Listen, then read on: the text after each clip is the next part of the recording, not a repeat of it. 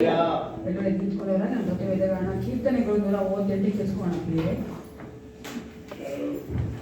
Let's all of us stand up and turn our Bible to Psalms 138. ಕೀರ್ತನೆಗಳು 138.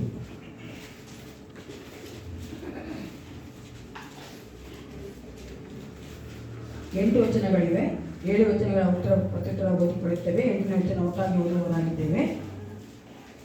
138ನೇ ಕೀರ್ತನೆ. 1ನೇ ಅಧ್ಯಾಯ ನಾವು ಓದಬೇಕು. 1ನೇ ವಚನ ನಾವು ಓದಬೇಕಾದ್ರೆ 2ನೇ ವಚನ ನೀವು ಓದಬೇಕು. ಅದೇ ರೀತಿಯಾಗಿ 1ನೇ ವಚನ 8ನೇ ವಚನ ಒಟ್ಟಾಗಿ ಎಲ್ಲರೂ ಓದಿಕೊಳ್ಳುವವರಾಗಿದ್ದೇವೆ. Let's read Psalms 138, first verse. ಯೆಹೋವನೇ, ಪೂರ್ಣ ಮನಸ್ಸಿನಿಂದ ನಿನ್ನನ್ನು ಕೊಂಡಾಡುವೆನು, ದೇವರುಗಳಲ್ಲಿ ನಿನ್ನನ್ನು ಕೀರ್ತಿಸುವೆನು. ನಿನ್ನ ಕೃಪೆ ಸತ್ಯತೆಯು ನಿನ್ನ ನಾಮವನ್ನು ಕೊಂಡಾಡುತ್ತೇನೆ. ವಾಗ್ದಾನವನ್ನು ವಿಶೇಷ ರೀತಿ ನೆರವೇರಿಸಿ ನಿನ್ನ ನಾಮವನ್ನು ಸ್ತುತಿಸಿ. ನಾನು ಮೊರೆಯಿಟ್ಟಾಗ ಸ್ತೋತ್ರವನ್ನು ದಯಪಾಲಿಸಿ ನನ್ನ ಆತ್ಮಕ್ಕೆ ಬಲ ಕೊಟ್ಟು ನನ್ನನ್ನು ಧೈರ್ಯಪಡಿಸಿದಿ. ಯೆಹೋವನೇ, ಭೂರಾಜರೆಲ್ಲರೂ ನಿನ್ನ ಸ್ತುತಿಸುವುದನ್ನು ಕೇಳಿ ನಿನ್ನನ್ನು ಸ್ತುತಿಸುವರು. ಅವರು ಯೆಹೋವನ ಮಾರ್ಗಗಳನ್ನು ಆರಾಧಿಸುವರು. ಯೆಹೋವನ ಪ್ರಭಾವವು ದೊಡ್ಡದಾಗಿಲ್ಲ. ಯೆಹೋವನು ಮಹಾನನು, ಆದರೂ ದೀನರನ್ನು ರಕ್ಷಿಸುತ್ತಾನೆ, ಗರ್ವಿಷ್ಠರನ್ನು ತಿನ್ನುತ್ತಾನೆ. ನಾನು ಇಕ್ಕಟ್ಟಿನ ದಾರಿಯಲ್ಲಿ ನಡೆಯುವಾಗ ನನ್ನನ್ನು ಚೈತನ್ಯಗೊಳಿಸುವಿ. ನನ್ನ ಶತ್ರುಗಳ ಕೋಪಕ್ಕೆ ವಿರೋಧವಾಗಿ ನಿನ್ನ ಕೈ ಚಾಚುವಿ. ನಿನ್ನ ಬಲಗೈ ನನ್ನನ್ನು ರಕ್ಷಿಸುವುದು. 8ನೇ ವಚನ ಒಟ್ಟಾಗಿ ಓದಿಕೊಳ್ಳೋಣ. ಯೆಹೋವನು ನನ್ನ ಕಾರ್ಯಗಳನ್ನು ಸಿದ್ಧಪಡಿಸಿದನು. ಯೆಹೋವನೇ, ನನ್ನ ಕೃಪೆಯು ಶಾಶ್ವತವಾದುದು. ಹೌದು ಪ್ರಿಯರೇ, ನಮ್ಮ ದೇವರಾದರೂ ಸುತ್ತುಗಳ ಮಧ್ಯೆ ವಾಸ ಮಾಡುವ ಆತನಾಗಿದ್ದಾನೆ. ನಾವು ಅಂತಹ ದೇವರಿಗೆ ಸ್ತೋತ್ರ ಮಾಡಿ ಬಂದಿದ್ದೇವೆ. ನಾವು ಆತನಿಗೆ ಸಂಪೂರ್ಣ ಹೃದಯದಿಂದ ಸ್ತೋತ್ರ ಮಾಡುವವರಾಗಿ, ಆತನ ವಾಕ್ಯವನ್ನ ನಾವು ಕೇಳುವವರಾಗಿ ಅದರ ನಡೆಯುವುದಕ್ಕೆ ನಮ್ಮನ್ನು ಒಪ್ಪಿಸಿಕೊಡುವಂತ ಮಕ್ಕಳಾಗಿ ಈ ಒಂದು ಆರಾಧನೆ ದೇವರಿಗೆ ಒಪ್ಪಿಸಿಕೊಟ್ಟು ಪ್ರಾರ್ಥನೆ ಮಾಡಿಕೊಳ್ಳೋಣ. ಹಾಲೆಲೂಯಾ. ಪರಿಶುದ್ಧನೇ, ಪರಿಶುದ್ಧನೇ, ಸರ್ವೋತ್ತಮನೇ, ಸರ್ವಬಲಮನಾದ ಸರ್ವೋತ್ತಮ ತಂದೆಯೇ, ರಾಜ, ಸರ್ವ ಅಧಿಕಾರವುಳ್ಳ ದೇವರನ್ನಾಗಿದೆಯಲ್ಲ ಕರ್ತ, ನಮ್ಮ ನೀವು ಒಪ್ಪಿಸಿಕೊಳ್ಳುತ್ತೇವೆ. ಈ ಆರಾಧನೆಯಲ್ಲಿ ಕರ್ತನೆ ನೀನು ಮಹಿಮೆ ಹೊಂದಿಕೊಳ್ಳುವಂತೆ ಮಹೋನ್ನತರಾಗಿ ನಾವು ಅದನ್ನು ಹಿಡಿದುಕೊಳ್ಳಬೇಕು ನಾವು ಹೇಳುತ್ತೇವಪ್ಪ. ಯೇಸಪ್ಪ, ನಾವು ಮಾಡುವಂತ ಆರಾಧನೆಯನ್ನು ಅಂಗೀಕರಿಸಿಕೊಳ್ಳಬೇಕು ನಾವು ಹೇಳುತ್ತೇವೆ ಅಪ್ಪ. ವಾಕ್ಯದ ಮೂಲಕವಾಗಿ ನಿನ್ನ ಮಕ್ಕಳನ್ನು ಸಂತೈಸು, ನಿನ್ನ ಮಕ್ಕಳನ್ನು ಕಟ್ಟಿಸಬೇಕೆ ನಾನು ಹೇಳುತ್ತೇನೆ ಕರ್ತ. ಹೌದು ರಾಜಾದಿ ರಾಜನೇ, ಪರಿಶುದ್ಧನೇ, ಕಾಣಿಕೆ ಭಾಗವನ್ನು ಆಶೀರ್ವದಿಸಿಕೊಡು. ಸಂಡೇ ಸ್ಕೂಲ್ ಮಕ್ಕಳನ್ನ ಕಟ್ಟನೆ ಟೀಚರ್ಸ್ಗಳನ್ನ ಆಶೀರ್ವದಿಸಿಕೊಡು ರಾಜ. ಯೇಸಪ್ಪ, ಎಲ್ಲವೂ ನಿನ್ನ ಒಂದು ಮಹಿಮೆಗಾಗಿ ಕರ್ತ. ಮನುಷ್ಯ ಮಾತ್ರದವರು ನಾವು ಏನು ಮಾಡಲು ಸಾಧ್ಯವಿಲ್ಲ ಕರ್ತನೆ. ನಿನ್ನ ಆತ್ಮನ ಸಹಾಯ ನಮಗೆ ಬೇಕಾಗಿದೆ. ನೀನು ನಮ್ಮನ್ನು ತುಂಬಿಸಿಕೊಳ್ಳ ಕರ್ತನೆ, ನಡೆಸಿಕೊಳ್ಬೇಕೆಂದು ಯೇಸು ಕ್ರಿಸ್ತನ ಅದ್ಭುತವಾದ ನಾಮದಲ್ಲಿ ಪ್ರಾರ್ಥಿಸುತ್ತೇನೆ. ಒಳ್ಳೆ ಪಿತನೇ, ಆಮೆನ್.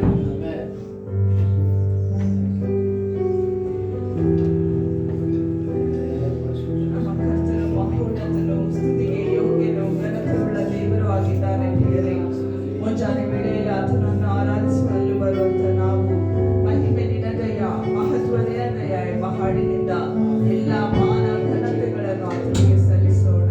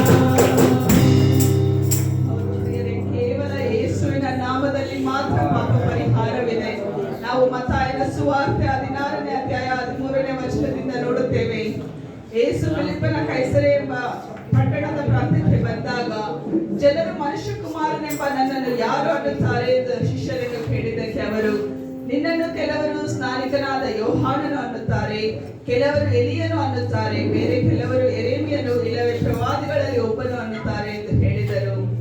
ಆತನು ಅವರನ್ನು, ಆದರೆ ನೀವು ನನ್ನನ್ನು ಯಾರೆನ್ನುತ್ತೀರಿ ಎಂದು ಕೇಳಲಾಗಿ, ಸಿಮೋನ್ ಪೇತ್ರನು, ನೀನು ಬರಬೇಕಾದ ಕ್ರಿಸ್ತನು, ಜೀವ ಸ್ವರೂಪನಾದ ದೇವಕುಮಾರನು ಎಂದು ಉತ್ತರ ಕೊಟ್ಟನು. ಅದಕ್ಕೆ ಯೇಸು, ಯೋನನ ಮಗನಾದ ಸಿಮೋನನೇ, ನೀನು ಧನ್ಯನು, ಈ ಕೊಟ್ಟು ನಿನಗೆ ತಿಳಿಸಿಕೊಟ್ಟಿದ್ದು ತಂದೆಯೇ ಎಂದು ಹೇಳುತ್ತಾನೆ. ಪ್ರಿಯರೇ, ಹೌದು, ನಮ್ಮ ದೇವರು ಒಂದು ಪ್ರವಾದಿಗಳಲ್ಲಿ ಒಬ್ಬನಲ್ಲ, ಬೇರೆ ಎಲ್ಲಾ ದೇವರುಗಳಲ್ಲಿ ಒಬ್ಬನಲ್ಲ ಪ್ರಿಯರೇ. ಆತನು ಬೇರೆಯೇ ಆಗಿದ್ದಾನೆ ಪ್ರಿಯರೇ. ಎಲ್ಲಾ ದೇವರುಗಳಲ್ಲಿ ಮಹಾದೇವರು, ಮಹಾರಾಜನು ಆಗಿದ್ದಾನೆ. ನಾವು ಆತನಿಗೆ ಆತನನ್ನು ಯಾರಿಗೆ ಹೋಲಿಸೋಣ ಪ್ರಿಯರೇ? ಆತನ ಹೋಲಿಕೆಗೆ ಸಮನಾದವರು ಯಾರೂ ಇಲ್ಲ. ಆತನನ್ನು ನಾವು ಬಿಟ್ಟರೆ ನಾವು ಎಲ್ಲಿಗೆ ಹೋಗುವುದು? ಏಕೆಂದರೆ ಜೀವಕರವಾದ ಜಲವು ಆತನಲ್ಲಿಯೇ ಉಂಟಲ್ಲ, ನಿತ್ಯ ಜೀವವು ನಮ್ಮ ಕರ್ತನಲ್ಲೇ ಉಂಟಲ್ಲ ಪ್ರಿಯರೇ. ಆತನನ್ನು ನಿನ್ನ ಬಿಟ್ಟು ನಾ ಎಲ್ಲಿಗೆ ಹೋಗಲಿ, ನಿನ್ನನ್ನು ಬಿಟ್ಟು ನಾ ಏನು ಮಾಡಲಿ ಎಂಬ ಹಾಡಿನಿಂದ ನಮ್ಮ ಹೃದಯಗಳನ್ನು ಅರ್ಪಿಸಿ ದೇವರನ್ನು ಸ್ತುತಿಸೋಣ.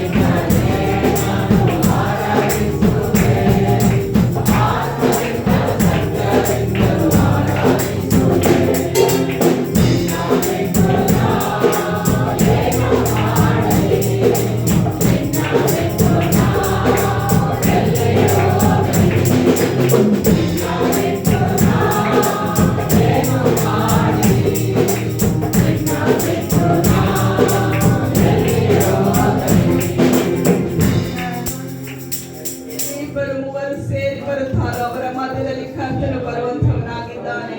ನಮ್ಮ ಸ್ತುತಿ ಸ್ತೋತ್ರಗಳಲ್ಲಿ ಆತನು ಆಸೀನಾರೂಢನಾಗಿರುತ್ತಾನೆ. ಪ್ರಿಯರೇ, ಆತನಿಗೆ ನಾವು ಸ್ತುತಿಗಳನ್ನು ಘನತೆಯನ್ನು ಸಲ್ಲಿಸುವ ಹಾಗೆ ಸ್ತುತಿಗೂ ಮಹಿಮೆಗೂ ಪಾತ್ರನೇ ನಿನ್ನ ಸ್ತುತಿಸಿ ಹಾಡುವೆನೆಂಬ ಹಾಡಿನಿಂದ ಆತನನ್ನು ಸ್ತುತಿಸೋಣ. Thank you.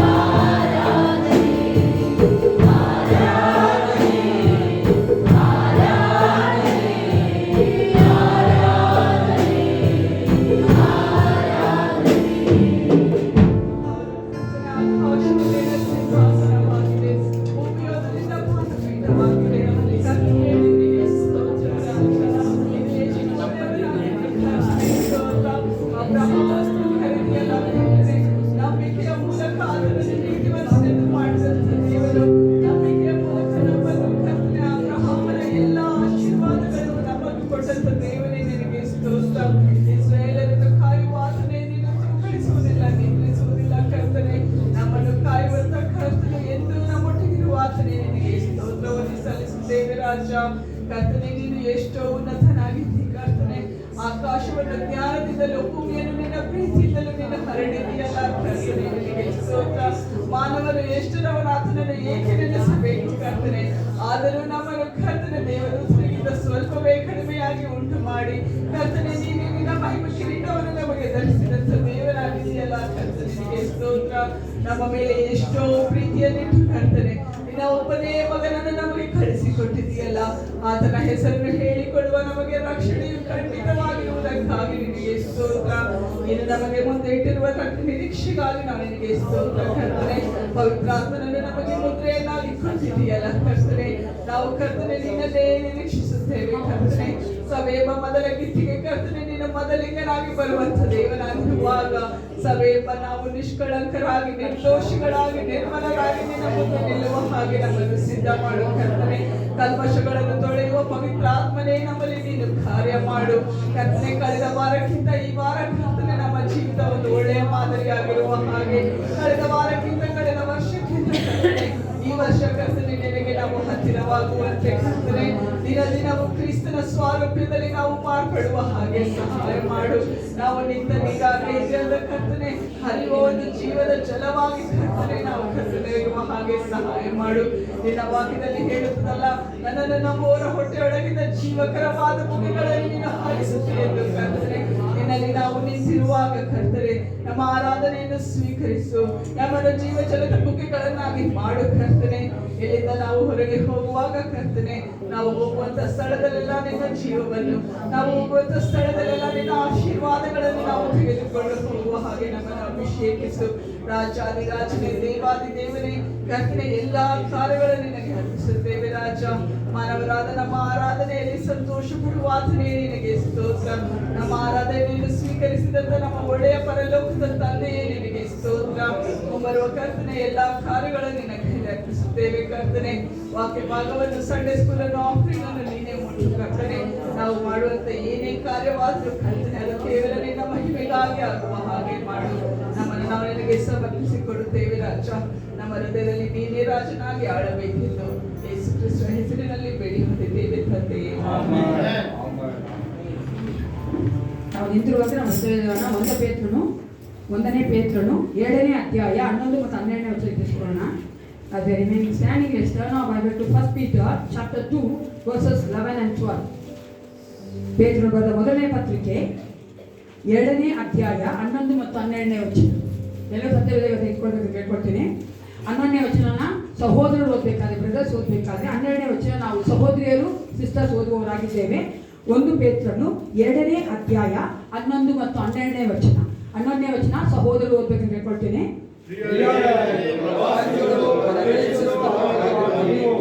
ನಿಮ್ಮ ಆತ್ಮದ ಮೇಲೆ ಮಾಡುವ ಶಾರೀರಿಕ ಅಪರಾಧಗಳಿಗೆ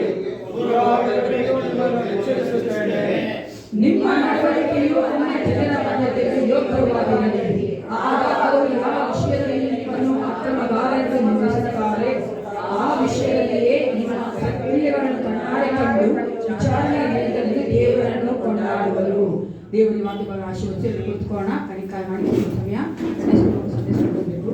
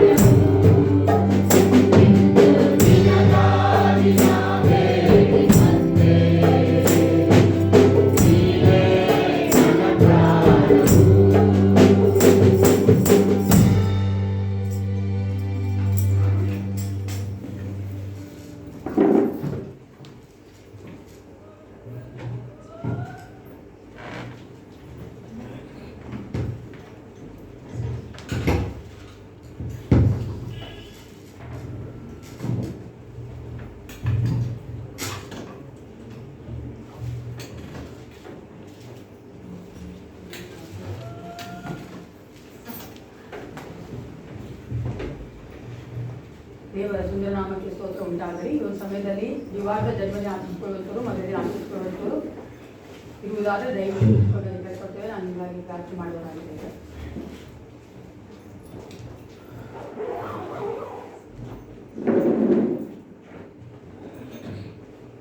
ಪ್ರಾರ್ಥನೆ ಮಾಡಿಕೊಳ್ಳೋಣ. ಪರಿಶುದ್ಧನೇ, ಸೈನ್ಯಗಳ ಕರ್ತನಾದ ಪರಲೋಕ ತಂದೆ, ಒಂದು ಬೆಳೆಯ ಜಾಗಕ್ಕಾಗಿ ನಿಮಗೆ ಸ್ತೋತ್ರ ಉಂಟಾಗಲಿ. ನಾವು ನಿಮ್ಮನ್ನು ಕರ್ತನೆ ಹೌದೇ ಸಪ್ಪ ಪೂರ್ಣ ಹೃದಯದಿಂದ ಆರಾಧನೆ ಮಾಡುವಂಥ ಒಂದು ಕೃಪೆಯನ್ನು ಕೊಟ್ಟು ಅದಕ್ಕಾಗಿ ನಿಮಗೆ ಸ್ತೋತ್ರ. ನೀನು ಸ್ತೋತ್ರ ಸಿಂಹಾಸನ ಬಂದಲ್ಲಿ ಕರ್ತನೆ ವಾಸಿಸುವಾತನಾಗಿದ್ದೆ ಎಂದು ಮತ್ತೊಂದು ಆವರ್ತಿ ನಮ್ಮ ಒಂದು ಕರ್ತನೆ ಈ ದಿವ್ಯ ಜ್ಯೋತಿ ಕುಟುಂಬದಲ್ಲಿ ನೀನು ಕರ್ತನೆ ನಿರೂಪಿಸಿದ್ದೆ. ಅದಕ್ಕಾಗಿ ನಿಮಗೆ ಸ್ತೋತ್ರ ನಾಚ. ಈ ವಿಶೇಷ ಸಮಯದಲ್ಲಿ ಅಪ್ಪ ನಿನ್ನ ಮಕ್ಕಳು ನಿನ್ನ ರಾಜ್ಯಕ್ಕಾಗಿ ಸಭೆಗಾಗಿ ಕೊಟ್ಟಿರುವಂಥ ಕಾರ್ಯಗಳನ್ನ ದಶಭಾಗನ ಆಶೀರ್ವದಿಸು ಕರ್ತ. ಅಪ್ಪ ಅದು ನಿನ್ನ ಒಂದು ಕರ್ತನೆ ಹೌದೇ ಸಪ್ಪ ಸಾಮರ್ಥ್ಯದಿಂದ ಬಳೆಯಿಂದ ನಾವು ಸಂಪಾದಿಸುವುದರಲ್ಲಿ ಕರ್ತನೆ ನಿನಗೆ ನಾವು ಕೊಟ್ಟಿದ್ದೇವೆ. ಅದಕ್ಕೆ ಪ್ರತಿಫಲವನ್ನು ನಿನ್ನ ಮಕ್ಕಳು ಹೊಂದಿಕೊಳ್ಳುವಂತೆ ಕಾರ್ಯ ಮಾಡು. ಅಪ್ಪ ಇಲ್ಲಿ ಕೊಟ್ಟುವಂಥ ಪ್ರತಿಯೊಬ್ಬ ಮಕ್ಕಳು ಕರ್ತನೆ ಯಾವ ಕೊರತೆಯನ್ನು ಕರ್ತನೆ ಜೀವಿಸಬೇಕಪ್ಪ. ಅಪ್ಪ ಏಸಪ್ಪ ಮೆಟೀರಿಯಲ್ ಬ್ಲೆಸ್ಸಿಂಗ್ ಅನ್ನು ನೀನು ಅವ್ರ ಮೇಲೆ ಕಟ್ಟಲು ಸುರಿಸಬೇಕೆ ನಾನು ಬೇಡುತ್ತೇನೆ. ನಾವು ಸಾಲ ಕೊಡುವವರಾಗಿರಬೇಕೇ ಹೊರತು ಸಾಲ ತೆಗೆದುಕೊಳ್ಬಾರ್ದು ಏಸಪ್ಪ. ಆ ರೀತಿಯಾಗಿ ಮಕ್ಕಳನ್ನ ಆಶೀರ್ವದಿಸಿ ನಡೆಸಿಕೊಳ್ಳು ಕರ್ತನೆ. ಕೊಡದೇ ಇರುವಂತಹ ಮಕ್ಕಳು ಮುಂಬರುವ ದಿನಗಳಲ್ಲಿ ಕೊಡುವುದಕ್ಕೆ ಬಲ ಕೊಡು ಏಸಪ್ಪ, ಮನಸ್ಸು ಕೊಡಿ ಕರ್ತ. ಏಸಪ್ಪ ಈ ಕಾಣಿಕೆಗಳು ದಶಭಾಗಗಳು ನಿನ್ನ ಒಂದು ಆಲೋಚನೆ ಮೇರೆಗೆ ಕರ್ತ. ನೀನು ಯಾವುದನ್ನು ಇಷ್ಟಪಡುತ್ತೀಯೋ ಅದಕ್ಕೆ ಮಾತ್ರ ಅದು ಖರ್ಚಾಗುವಂತೆ ನೀನು ಕಾರ್ಯ ಮಾಡಬೇಕೆಂದು ಯೇಸು ಕ್ರಿಸ್ತನ ದಿವ್ಯ ನಾಮದಲ್ಲಿ ಪ್ರಾರ್ಥಿಸುತ್ತೇನೆ. ಒಳ್ಳೆಪಿತನೇ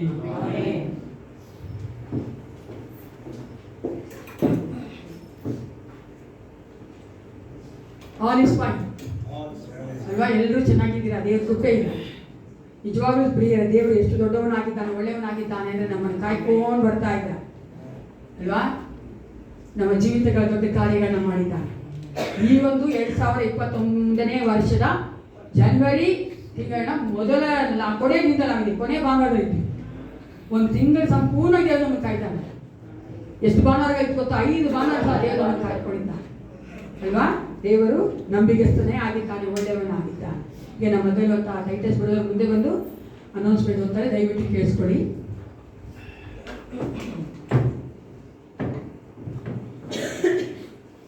ಈ ವಾರದ ಪ್ರಕಟಣೆಗಳು ಮಂಗಳವಾರ ಮತ್ತು ಶುಕ್ರವಾರ ಸಂಜೆ 7 ಗಂಟೆಗೆ ಪ್ರಾರ್ಥನೆ ಇರುತ್ತದೆ. ಪ್ರಾರ್ಥನೆಯಲ್ಲಿ ನೀವೆಲ್ಲರೂ ಭಾಗವಹಿಸಬೇಕಾಗಿ ಪ್ರೀತಿಯಿಂದ ಕೇಳ್ಕೊಂತಾನೆ. ಶನಿವಾರ ಸಂಜೆ ಹಾಡಿನ ಅಭ್ಯಾಸ ಇರುತ್ತದೆ. ಮುಂದಿನ ಭಾನುವಾರದ ಆರಾಧನೆಯನ್ನು ಕ್ಯಾಥರಿನ್ ಆಂಟಿ ಅವರು ನಡೆಸಿಕೊಡ್ತಾರೆ ಮತ್ತು ಹಾಡುವಂಥವರು ಆಂಡ್ರಿನ್, ಲಿಡಿಯಾ ಮತ್ತು ಪ್ರಿಸಿಲಾ. ಬರುವ ಭಾನುವಾರ 7ವರೆಗೆ ಮೊದಲನೇ ಆರಾಧನೆ ಇರುತ್ತದೆ ಮತ್ತು 9ವರೆಗೆ ಎರಡನೇ ಆರಾಧನೆ ಇರುತ್ತದೆ. ಅದು ಮೊದಲನೆಯ ಭಾನುವಾರವಾಗಿರುವುದರಿಂದ ಕರ್ತನ ಭೋಜನ ಸಹ ಇರುತ್ತದೆ. ನೀವೆಲ್ಲರೂ ಸಿದ್ಧತೆ ಉಳ್ಳವರಾಗಿ ಅದರಲ್ಲಿ ಪಾಲ್ಗೊಳ್ಬೇಕಾಗಿ ಪ್ರೀತಿಯಿಂದ ಕೇಳ್ಕೊಂತಾನೆ. ಮತ್ತು ಬರುವ ಭಾನುವಾರ ಸಭಾಪಾನ ಸಮಿತಿ ಸಹ ಇರುತ್ತದೆ. ಸಭಾಪಾನ ಸಮಿತಿ ಎಲ್ಲ ಸದಸ್ಯರು ಕೂಡಿ ಬರಬೇಕಾಗಿ ಪ್ರೀತಿಯಿಂದ ಕೇಳ್ಕೊಂತಾನೆ. ಮತ್ತು ವಿಶೇಷವಾಗಿ ನಾಳೆ ಅದು ಫೆಬ್ರವರಿ ತಿಂಗಳ ಮೊದಲನೆಯ ದಿನ. ಸೊ ಮೊದಲನೆಯ ದಿನವಾಗಿರುವುದರಿಂದ ಬೆಳಗಿನ ಜಾವ 6 ಗಂಟೆಗೆ ಸಭೆಯಲ್ಲಿ ಆರಾಧನೆ ಇರುತ್ತದೆ, ಮಾರ್ನಿಂಗ್ ಡಿವೋಷನ್. ತಾವೆಲ್ಲರೂ ಇದರಲ್ಲಿ ಭಾಗವಹಿಸಬೇಕಾಗಿ ಪ್ರೀತಿಯಿಂದ ಕೇಳ್ಕೊಂತಾನೆ. Thank you. ಪ್ರತಿ ವಾರ ಮಂಗಳವಾರದಂದು ಮತ್ತು ಮಂಗಳವಾರ ಮತ್ತು ಶುಕ್ರವಾರದಂದು ಸಾಯಂಕಾಲ 7ರಿಂದ 8 ಗಂಟೆಗೆ ಪ್ರಿಯ ನಮ್ಮ ಸಭೆಯಲ್ಲಿ ಪ್ರಾರ್ಥನೆ ನಡೀತಾ ಇದೆ. ಅನೇಕ ನೀವು ಭಾಗವಹಿಸ್ತಾ ಇದ್ದೀರಾ. ದೇವರು ನಿಮ್ಮನ್ನು ಆಶೀರ್ವದಿಸಲಿ. ಯಾಕಂದ್ರೆ ನಾವು ಕಡೆ ದಿನಗಳಿದ್ದೇವೆ. ನಾವು ಒಳಗಿನ ನಿಂತು ಪ್ರಾರ್ಥನೆ ಮಾಡಬೇಕಾಗಿದೆ ಪ್ರಿಯರೇ, ಅನೇಕ ಕಾರ್ಯಗಳಿಗೋಸ್ಕರವಾಗಿ. ದೇವ ವಾಕ್ಯ ಹೇಳ್ತದೆ, ನಾವು ಲೋಕಕ್ಕಾಗಿ ಪ್ರಾರ್ಥನೆ ಮಾಡದೇ ಇರುವುದಾದರೆ ಲೋಕಕ್ಕಾಗಿ ಯಾರು ಪ್ರಾರ್ಥನೆ ಮಾಡದೆ ಯೇಸು ಕ್ರಿಸ್ತ ನಮಗಾಗಿ ಪ್ರಾರ್ಥನೆ ಮಾಡುವಾತನಾಗಿ ಮಹಾಯಾಜಕನಾಗಿ ಪರಲೋಕದಲ್ಲಿ ನಮಗಾಗಿ ದೇವರ ಬಳಿಯಲ್ಲಿ ವಿನಯಿಸ್ತಾ ಇದ್ದಾನೆ. ಆದರೆ ಲೋಕಕ್ಕಾಗಿ ವಿನಯಿಸಬೇಕಾದವರು ನಾವು ಆತನ ಮಕ್ಕಳೇ ಆಗಿದ್ದೇವೆ. ಅದಕ್ಕಾಗಿ ನಾವು ಪ್ರಾರ್ಥನೆ ಮಾಡ್ತಾ ಇದ್ದೇವೆ. ಇನ್ನೂ ಅಧಿಕವಾಗಿ ನೀವು ನಿಮ್ಮ ಸಮಯವನ್ನು ಆ ಪ್ರಾರ್ಥನೆಗೆ ಕೊಡಬೇಕು ನಾನು ಕೇಳ್ಕೊಳ್ತೇನೆ.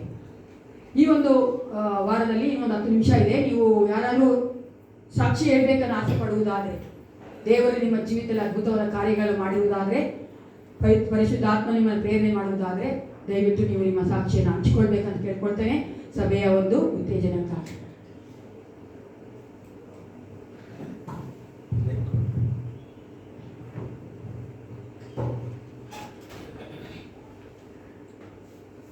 ಯೇಸುವಿನ ಪರಿಶುದ್ಧ ನಾಮಕ್ಕೆ ಸ್ತೋತ್ರ.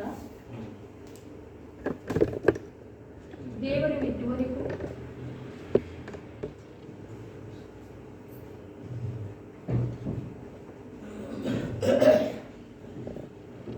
ಯೇಸುವಿನ ಪರಿಶುದ್ಧ ನಾಮಕ್ಕೆ ಸ್ತೋತ್ರವಾಗಲಿ. ದೇವರು ಇದುವರೆಗೂ ನಮ್ಮ ಗುಡಾರದಲ್ಲಿ ಅಂದರೆ ನಮ್ಮ ಮನೆಯಲ್ಲಿ ಮಾಡಿದಂಥ ಎಲ್ಲ ಮೇಲುಗಳಿಗಾಗಿ ನಾನು ಮೊದಲು ದೇವರಿಗೆ ಸ್ತೋತ್ರವನ್ನು ಸಲ್ಲಿಸುವಳಾಗಿದ್ದೇನೆ. ಮಾರ್ಚ್ ತಿಂಗಳಲ್ಲಿ ನಾನು ಆರಾಧನೆಗೆ ಬಂದು ಮನೆಗೆ ಹೋಗಿದ್ದಷ್ಟೇ. ಮತ್ತೆ ಕರೋನಾ ಎಂಬುದಾಗಿ ನೋಡುವಾಗ ನಮ್ಮ ಮನೆಯಲ್ಲೇ ಫಸ್ಟ್ಗೆ ನಮ್ಮ ಮನೆಯಲ್ಲಿ ಬಂದರು. ಮತ್ತೆ ಅವರು ತೀರಾ ಸೀರಿಯಸ್ ಆಗಿದ್ದರು. ಅವ್ರ ಜೊತೆ ನಾನು ತುಂಬ ಜ್ವರ ಬಂತು. ನನಗೂ ವಿಪರೀತ ಜ್ವರ, ಹೇಳೋಕ್ಕಾಗ್ತಾ ಇರಲಿಲ್ಲ. ಇದರ ಮಧ್ಯೆ ನಮ್ಮ ಮನೆಯವ್ರಿಗೂ ಟೈಫಾಯ್ಡ್ ಅಂತ ಬಂತು. ಹಂಗಿರ್ಬೇಕಾದ್ರೂ ನನಗೆ ತುಂಬ ಹೋರಾಟ ಮನೇಲಿ, ಎಲ್ಲ ಕಡೆಯಿಂದ ಹೋರಾಟ. ಅದರ ಮಧ್ಯೆನೂ ನಾನು ನಂಬಿಕೆಯನ್ನು ಕಳ್ಕೊಂಡಿಲ್ಲ. ಅದರ ಮಧ್ಯೆ ಕೆಲವು ಸಹೋದರಿಯರು ನನಗೆ ಪ್ರಾರ್ಥನೆ ಮಾಡಿದ್ರು. ಮೊದಲಾಗಿ ಅವರಿಗೆ ಕೃತಜ್ಞತೆಯನ್ನು ಹೇಳುವಳಾಗಿದ್ದೇನೆ. ಯಾಕಂದರೆ ನಾವು ನೆನೆಸ್ಬೇಕು. ಅದೆಲ್ಲ ಚಿಕ್ಕ ಆಗದಾಗಿದ್ದರೂ ಸರಿ, ದೊಡ್ಡದಾಗಿದ್ದರೂ ಸರಿ ನಾವು ನೆನೆಸ್ಬೇಕು. ನನಗೆ ಆ ಟೈಮಲ್ಲಿ ಅಡುಗೆ ಮಾಡೋಕ್ಕೂ ಆಗ್ತಾ ಇರಲಿಲ್ಲ. ಅಂಥ ಟೈಮಲ್ಲಿ ನಮ್ಮ ಅತ್ತಿಗೆಯವರು, ನಮ್ಮ ಅಕ್ಕ ಅವರು ಎಲ್ಲ ಚೆನ್ನಾಗಿ ಪ್ರಾರ್ಥನೆ ಮಾಡಿ, ಸಭೆ ಹಿರಿಯರೆಲ್ಲ ಪ್ರಾರ್ಥನೆ ಮಾಡಿ ನನಗಾಗಿ ಬಲವನ್ನು ತಂದು ಕೊಟ್ಟರು. ಅದಕ್ಕಾಗಿ ಸ್ತೋತ್ರ ಮಾಡೋಣಾಗಿದ್ದೇನೆ. ಹೀಗೆ ಇರಬೇಕಾದ್ರೆ ನಮ್ಮತ್ತೆ ಅಡ್ಮಿಟ್ ಮಾಡಿದ ಮೇಲೆ ನನ್ನ ಮನೆಯಲ್ಲಿ ತುಂಬ ಜ್ವರ. ಹೇಳ್ಬೇಕಂದ್ರೆ 8 ದಿನ ನನಗೇನು ಸ್ಮೆಲ್ಲು ಗೊತ್ತಾಗ್ತಾ ಇರಲಿಲ್ಲ, ಬಾಯಿ ರುಚಿನೂ ಗೊತ್ತಾಗ್ತಾ ಇರಲಿಲ್ಲ. ಹೀಗಿರುವಾಗ ನಾನು ಅಡ್ಮಿಟ್ ಆದರೆ ನನ್ನ ಖಂಡಿತವಾಗಿ ಹಿಡಿದು ಹಾಕ್ಕೊಂತಾರೆ ಅಂತ ಮನೆಯಲ್ಲೇ ಪ್ರಯೋಗ ಮಾಡಿಕೊಂಡು ಬಲ ಹೊಂದಿಕೊಂಡು ನಮ್ಮ ಅತ್ತೆಯವ್ರಿಗೂ ನಾನೇನಾದರೂ ಅವ್ರು ತೋರಿಸ್ಕೊತಾ ಇರಲಿಲ್ಲ. ಸಾಯಂಕಾಲ ಆದರೆ ಅವರು ಫೋನ್ ಮಾಡಿ ಪ್ರೇಯರ್ ಮಾಡಮ್ಮ ಅಂತ ಕೇಳ್ತಾಯಿದ್ರು ಆಸ್ಪತ್ರೆಯಿಂದ. ಈ ಟೈಮಲ್ಲಿ ನಾನು ಅವ್ರಿಗೆ ಪ್ರೇಯರ್ ಮಾಡಿ ಅವ್ರನ್ನ ಬಲಗೊಳಿಸಿದೆ. ಅವರು 22 ದಿವಸ ಆಸ್ಪತ್ರೆಯಲ್ಲಿದ್ದು ಮನೆಗೆ ಬಂದರು. ಆಮೇಲೆ ಮೊನ್ನೆ ನಮ್ಮ ಮನೆಯಲ್ಲಿ ಡಿಸೆಂಬರ್ 28ನೇ ತಾರೀಕು ನನ್ನ ಮಗನು ನಮ್ಮ ಅಳಿಯ ಇಬ್ಬರೂ ಬರ್ತ್ಡೇ ಪಾರ್ಟಿಗೆ ಹೋಗಿ ಬರ್ತಾಯಿದ್ರು. ಆನ್ ದ ವೇ ಬರಬೇಕಾದ್ರೆ ಆಕ್ಸಿಡೆಂಟ್ ಆಯಿತು. ಆಕ್ಸಿಡೆಂಟ್ ಆಗಿದ್ದು ಯಾವ ಮಟ್ಟಕ್ಕೆ ಅಂತ ಹೇಳಿದ್ರೆ ಅದನ್ನು ನಾವು ಊಹಿಸ್ಕೊಳ್ಳೋಕ್ಕೂ ಆಗಲ್ಲ, ಅಷ್ಟು ಆಗಿತ್ತು. ಅದ್ರ ಮಧ್ಯೆ ದೇವರು ಅನೀಶ್ಗೂ ಮತ್ತು ನಮ್ಮ ಅಳಿಯವ್ರಿಗೂ ಏನೋ ಆಗಿರಾಗೆ ಅನೀಶ್ಗೆ ಸ್ವಲ್ಪ ಏಟಾಗಿತ್ತು ತುಟಿ. ಅಂದ್ರೂ ಆ ಟೈಮಲ್ಲಿ ಎಷ್ಟು ಅವರಿಗೆ ಬ್ಲಡ್ ಎಲ್ಲ ಹೋಗಿ ಚಿತ್ರಣ ಆಗಿದ್ದ ಅಂತ ಹೇಳಿರ್ತಾಯಿದ್ರು. ಆದರೂ ಅವ್ನು ನಾನು ಫೋನ್ ಮಾಡಿ ಕೇಳಿದಾಗ 11:45 12 ಗಂಟೆಯಲ್ಲಿ ಅವ್ನು ಮಾತಾಡಿ, ಅಮ್ಮ ನಾನು ಏನು ಚೆನ್ನಾಗಿದ್ದೀನಿ, ನೀನು ಭಯಪಡಬೇಡ ಅಂತ ಹೇಳ್ದ. ಆಮೇಲೆ 2-3 ದಿವಸ ಆಸ್ಪತ್ರೆಯಿಂದ ಇದ್ದು ಮನೆಗೆ ಬಂದ. ಅದೊಂದು ದೇವರು ನಮಗೆ ಒಳ್ಳೆ ಸಹಾಯ ಮಾಡೋದಕ್ಕಾಗಿ ಸ್ತೋತ್ರ. ಮೊನ್ನೆ ಲಾಸ್ಟು ಸಂಡೇ ನಮ್ಮ ಬಾಡಿಗೆ ಮನೆಯವ್ರದ್ದು ತುಂಬ ತೀರಾ ಕಿರಿಕಾಗಿತ್ತು. ನಮಗೆ ಗೊತ್ತಿಲ್ಲದಿರೇ ಓನರ್ಗಳು ಬೇರೆಯವರು ಅಂತ ಮಾಡಿ ಅವರು ದುಡ್ಡಿಸ್ಕೊಂಡು ಮೀಡಿಯೇಟರ್ಗಳು ಸೆಂಟ್ರಲ್ಲಿರೋರು ದುಡ್ಡಿಸ್ಕೊಂಡು ನಮಗೆ ಮೋಸ ಮಾಡಬೇಕು ಅಂತ 12 ಲಕ್ಷಕ್ಕೆ ಮೋಸ ಆಗಿತ್ತು. ಸರಿ, ಆಮೇಲೆ ದೇವರು ಅದನ್ನು ಬಯಲುಪಡಿಸಿದ್ರು. ಎಲ್ಲ ಕಾರ್ಯಗಳಿಗಾಗಿ ನಾನು ದೇವರಿಗೆ ಸ್ತೋತ್ರ ಮಾಡ್ತೇನೆ. ಆಮೇಲೆ ಮತ್ತೆ ನಮ್ಮ ಅಳಿಯವರಿಗೆ ದೊಡ್ಡ ಪೋಸ್ಟ್ ಕೊಟ್ಟರು ಲಾಸ್ಟ್ ವೀಕು. ಅದಕ್ಕಾಗಿ ನಾನು ದೇವರಿಗೆ ಸ್ತೋತ್ರ ಮಾಡುವಳಾಗಿದ್ದೇನೆ.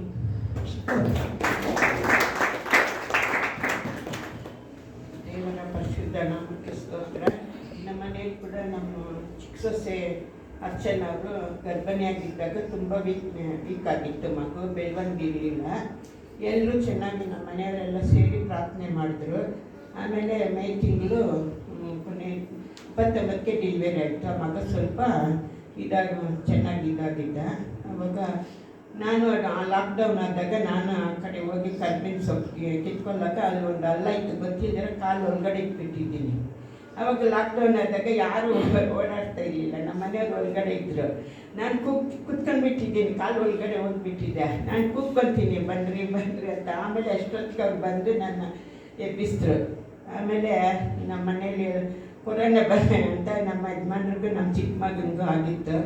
ಅವರು ಹಾಸ್ಪಿಟ್ಲಲ್ಲಿ ಅಡ್ಮಿಟ್ ಆಗಿ ಬಂದರು. ಆಮೇಲೆ ಇವಾಗ ಮಗು ಚೆನ್ನಾಗಿದೆ. ಎಲ್ಲರೂ ಪ್ರೇಯರ್ ಮಾಡಿದ್ದಾರೆ. ಎಲ್ರಿಗೂ ಸ್ತೋತ್ರ, ದೇವರಿಗೆ ಮಹಿಮೆ. ನಮ್ಮ ಮನೇಲಿ ಎಲ್ಲರೂ ಇನ್ನೂ ರಕ್ಷಣೆಗೆ ಬರಬೇಕು. ಎಷ್ಟೋ ಕಷ್ಟಗಳು ಕಳೆದ ವರ್ಷಗಳೆಲ್ಲ ಕಳೆದ ದಿನಗಳೆಲ್ಲ ಕಾಪಾಡ್ಕೊಂಡು ಬಂದ ದೇವರಿಗೆ ಕೋಟಿ ಕೋಟಿ ಸ್ತೋತ್ರಗಳು. ನಮ್ಮ ಮನೇಲಿ ಎಲ್ಲರೂ ರಕ್ಷಣೆಗೆ ಬರಬೇಕಂತ ನೀವು ಪ್ರಾರ್ಥನೆ ಮಾಡಿ ದೇವರಿಗೆ ಎಷ್ಟು ಕೃತಜ್ಞತೆ ಸಲ್ಲಿಸಿದರೂ ಸಾಲದು. ನಾನು ಸಾಕ್ಷಿ ಇರಬೇಕಂತ ಎಷ್ಟೋ ದಿನದಿಂದ ಇದೆ. ದೇವರು ಈ ದಿನ ಅನುಕೂಲ ಮಾಡಿಕೊಟ್ರು. ದೇವರಿಗೆ ಸ್ತೋತ್ರ. ಸ್ತೋತ್ರ. ಅಖಿಲಂತ 3 ವಾರದಿಂದ ನಾನು ಚರ್ಚಿನಲ್ಲಿ ಹೇಳ್ತಾ ಇದ್ದೀನಿ. ಫಸ್ಟ್ಗೆ ಅಖಿಲ್ಗೆ ಅಡ್ಮಿಟ್ ಆಗಿ ವಾಸಿಯಾಗಿ ಊರಿಗೆ ಹೋಗಿದ್ದಾನೆ ಆಂಧ್ರಕ್ಕೆ. ತಿರ್ಗಾ ದೇವ್ರನ್ನ ನಂಬಬೇಕಂತ ಹೇಳಿದ್ದಾನೆ. ಅವರು ದೇವ್ರಿಗೆ ಚೆನ್ನಾಗಿ ಆರೋಗ್ಯ ಕೊಟ್ಟು ತಿರ್ಗಾ ನಮ್ಮ ಆಲಯಕ್ಕೆ ಬರಂಗ ದೇವರು ಕೃಪೆ ಮಾಡಬೇಕು. ನಮ್ಮ ಮಕ್ಕಳು ಬರ್ತಾ ಇಲ್ಲ, ಅವ್ರಿಗೆಲ್ಲ ನಮ್ಮ ಕುಟುಂಬಕ್ಕೆ ಪ್ರಾರ್ಥನೆ ಮಾಡಿ ಅಂತ ಆರೋಗ್ಯ ಕೊಟ್ಟಿದ್ದು ಇದ್ದಾಗ ನಡೆಸಿದ್ದಕ್ಕಾಗಿ ಕೋಟಿ ಕೋಟಿ ಕೋಟಿ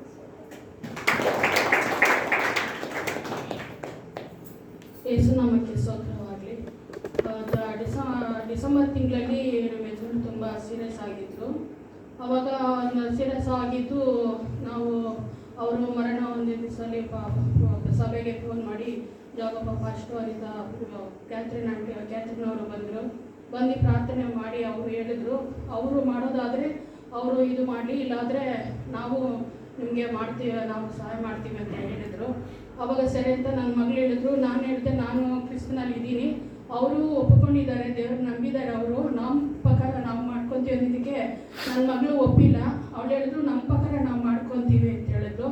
ಸರಿ ಆಗಲಿ, ಹಾಗೆ ನೀವೇ ಮಾಡ್ಕೊಳ್ಳಿ ಅಂತ ನಾನು ಹೇಳಿದೆ. ಆವಾಗ ಸರಿ ಅವ್ರ ಜನರೆಲ್ಲ ಬಂದು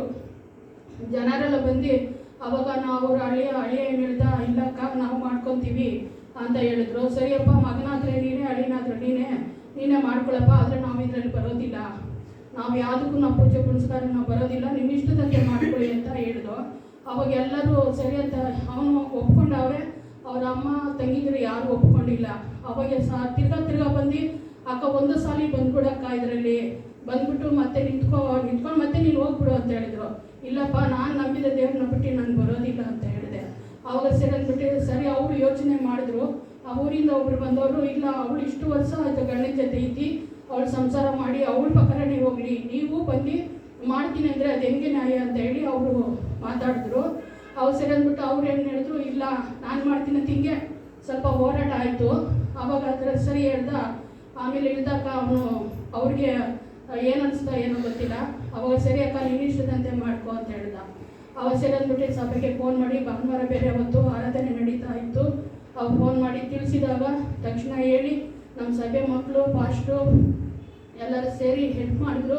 ಸಭೆಗಾಗಿ ನಾನು ಕೊಟ್ಟಾಗ ಸ್ತೋತ್ರ ಹೇಳ್ತೀನಿ, ದೇವ್ರಿಗೆ ಥ್ಯಾಂಕ್ಸ್ ಹೇಳ್ತೀನಿ.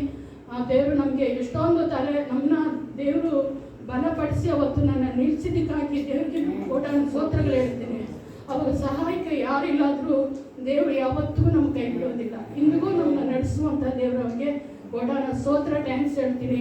ಅದೇ ರೀತಿಯಲ್ಲಿ ಇದು ಪ್ರಾರ್ಥನೆ ಕೂಟದಲ್ಲೂ ಸಹ ಅವರಿಲ್ಲ ನಾವು ಬರೋದಿಲ್ಲ ಅಂತ ಹೇಳಿದ್ರು. ನೀವು ಬರ್ಕೋಗ್ಲಿ, ನಾನು ದೇವ್ರ ಬಿಟ್ಟು ನಾನು ಬರೋದಿಲ್ಲ, ನೀವೆಲ್ಲರೂ ಬನ್ನಿರಿ ವಿಪ ಪ್ರಾರ್ಥನೆಗೆ ಬಂದು ನೀವು ಬಂದ್ಬಿಟ್ಟು ಹೋಗ್ರಿ ಅಂತ ಹೇಳಿದ್ದಕ್ಕೆ ಸರಿ ಅದಕ್ಕೂ ಅವರು ಬಂದು ಎಲ್ಲರೂ ಬಂದರು. ಅದ್ಭುತವಾಗಿ ಆ ಪ್ರಾರ್ಥನೆಯನ್ನು ನಡೆಸ್ಕೊಟ್ರು. ದೇವರಿಗೆ ಕೊಟ್ಟಾನ ಸ್ತೋತ್ರಗಳು ಹೇಳ್ತೀನಿ, ಥ್ಯಾಂಕ್ಸ್ ಹೇಳ್ತೀನಿ. ಇದುವರೆಗೂ ನಮ್ಮ ನಡೆಸ್ತಾ ನಮ್ಮ ಜೀವಿತದಲ್ಲಿ ಎಷ್ಟೋ ಅಧ್ಯಕ್ಷ ಅದ್ಭುತ ಮಾಡ್ತಾರೆ. ಅನಾರೋಗ್ಯಗಳಿದ್ರೂ ದೇವರು ನಮ್ಮನ್ನ ಬಲಪಡಿಸಿ ನಡೆಸ್ತಾ ಇದ್ದಾರೆ.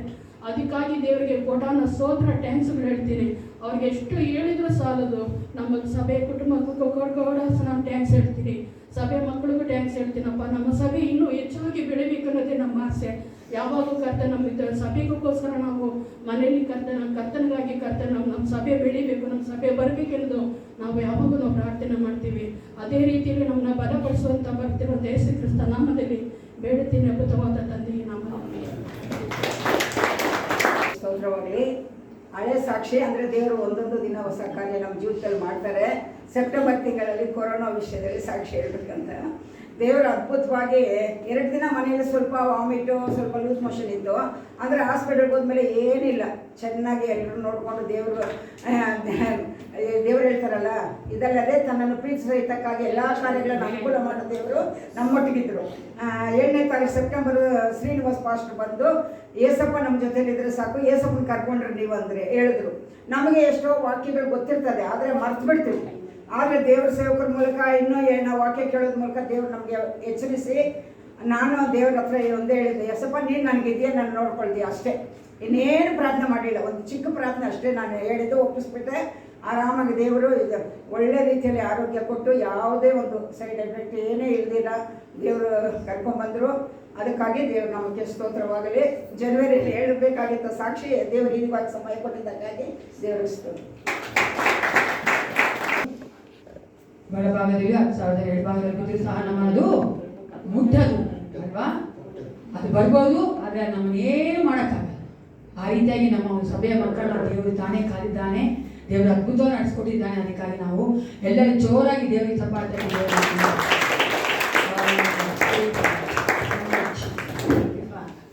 ಯಾರ ಬೇಗ ತಗೊಂಡಿದ್ರೆ ಕೈ ಇಟ್ಕೊಳ್ರಿ. ಸತ್ಯವೇದವನ್ನ ನಿಮ್ಮ ಕೈ ತೆಗೆದುಕೊಳ್ರಿ.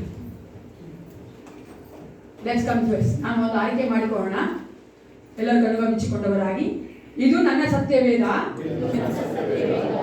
ಈ ಸತ್ಯವೇದಲ್ಲಿರುವಂಥ ಎಲ್ಲ ವಾಕ್ಯಗಳು ನನಗಾಗಿ ಬರೆಯಲ್ಪಟ್ಟಿವೆ. ಪರಿಶುದ್ಧಾತ್ಮನ ಸಹಾಯದಿಂದ ಈ ವಾಕ್ಯಾನುಸಾರವಾಗಿ ನಾನು ಜೀವಿಸುತ್ತೇನೆ. ಯೇಸು ಕ್ರಿಸ್ತನ ನಾಮದಲ್ಲಿ ತಂದೆಯೇ, ಆಮೆನ್.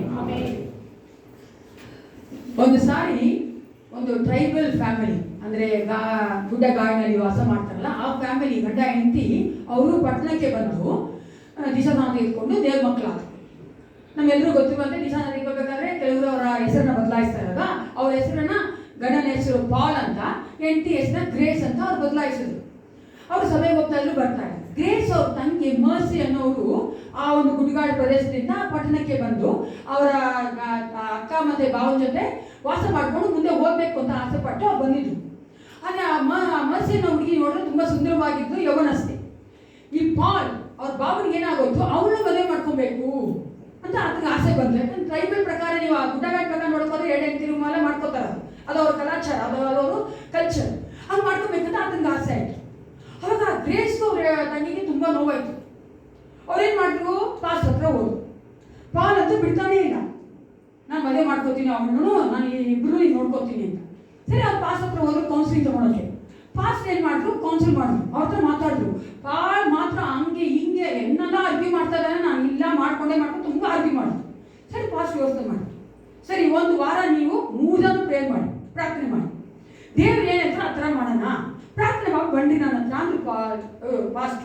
ಸರಿ, 3 ಜನ ಹೋದ್ರು.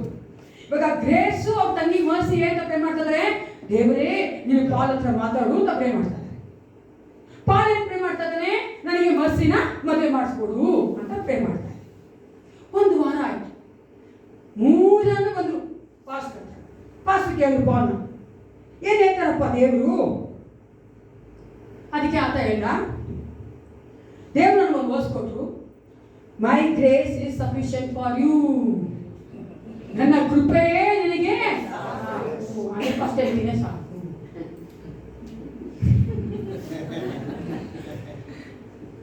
ಪರಿಶುದ್ಧತೆಯನ್ನ ದೇವರು ನಮ್ಮಿಂದ ಕೇಳುವಾತನಾಗಿದ್ದಾನೆ.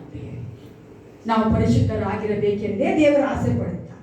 ಯಾಕೆಂದ್ರೆ ಪರಿಶುದ್ಧತೆ ಎನ್ನುವುದು ದೇವರ ಸ್ವಭಾವವನ್ನ ತೋರಿಸುವಂಥದ್ದು. It reflects the God's character. ಪರಿಶುದ್ಧತೆ ಎನ್ನುವುದು ದೇವರ ಒಂದು ಸ್ವಭಾವವನ್ನ ತೋರಿಸುವಂಥದ್ದು. ಆತನ ಮಕ್ಕಳಾದ ನಾವು ಸಹ ಆತನ ಹಾಗೆ ಇರಬೇಕೆಂತ ದೇವರು ಆಸೆ ಪಡುತ್ತಾನೆ. ತಪ್ಪುಂಟಾ? ಏನಿಲ್ಲ ಅಲ್ಲ. If he likes his children to be like him, it's not wrong. ನಾವು ನಮ್ಮ ಮಕ್ಕಳು ನಮಗೆ ಇರಬೇಕು ಅಂತ ಆಸೆ ಪಡ್ತೇವೆ. ಅದೇ ರೀತಿಯಾಗಿ ಆತನ ಪರಿಶುದ್ಧನಾಗಿರುವುದರಿಂದಲೇ ಆತನ ನಾವು ಸಹ ಪರಿಶುದ್ಧರಾಗಿರಬೇಕೆಂದು ಆಸೆ ಪಡುತ್ತಾನೆ. ಈ ಪರಿಶುದ್ಧತೆ ಎಂಬ ಒಂದು ಪದದ ಆ ಮೂಲ ಅರ್ಥವನ್ನು ನೀವು ನೋಡುವುದಾದರೆ ಸೆಟ್ ಅಪಾರ್ಟ್, ಅದರ ಅರ್ಥ ಏನಂದ್ರೆ ಬೇರ್ಪಡಿಸುವಿಕೆ.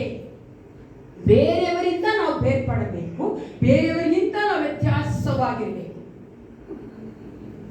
ಈ ಲೋಕದಲ್ಲಿರುವಂತಹ ಮನುಷ್ಯರಿಗಿಂತಲೂ ನಾವೇನಾಗಿರ್ಬೇಕು? ಜೋರಾಗಿ ಅಕ್ಕಪಕ್ಕ ನೋಡಿ, ವ್ಯತ್ಯಾಸವಾಗಿರಬೇಕು.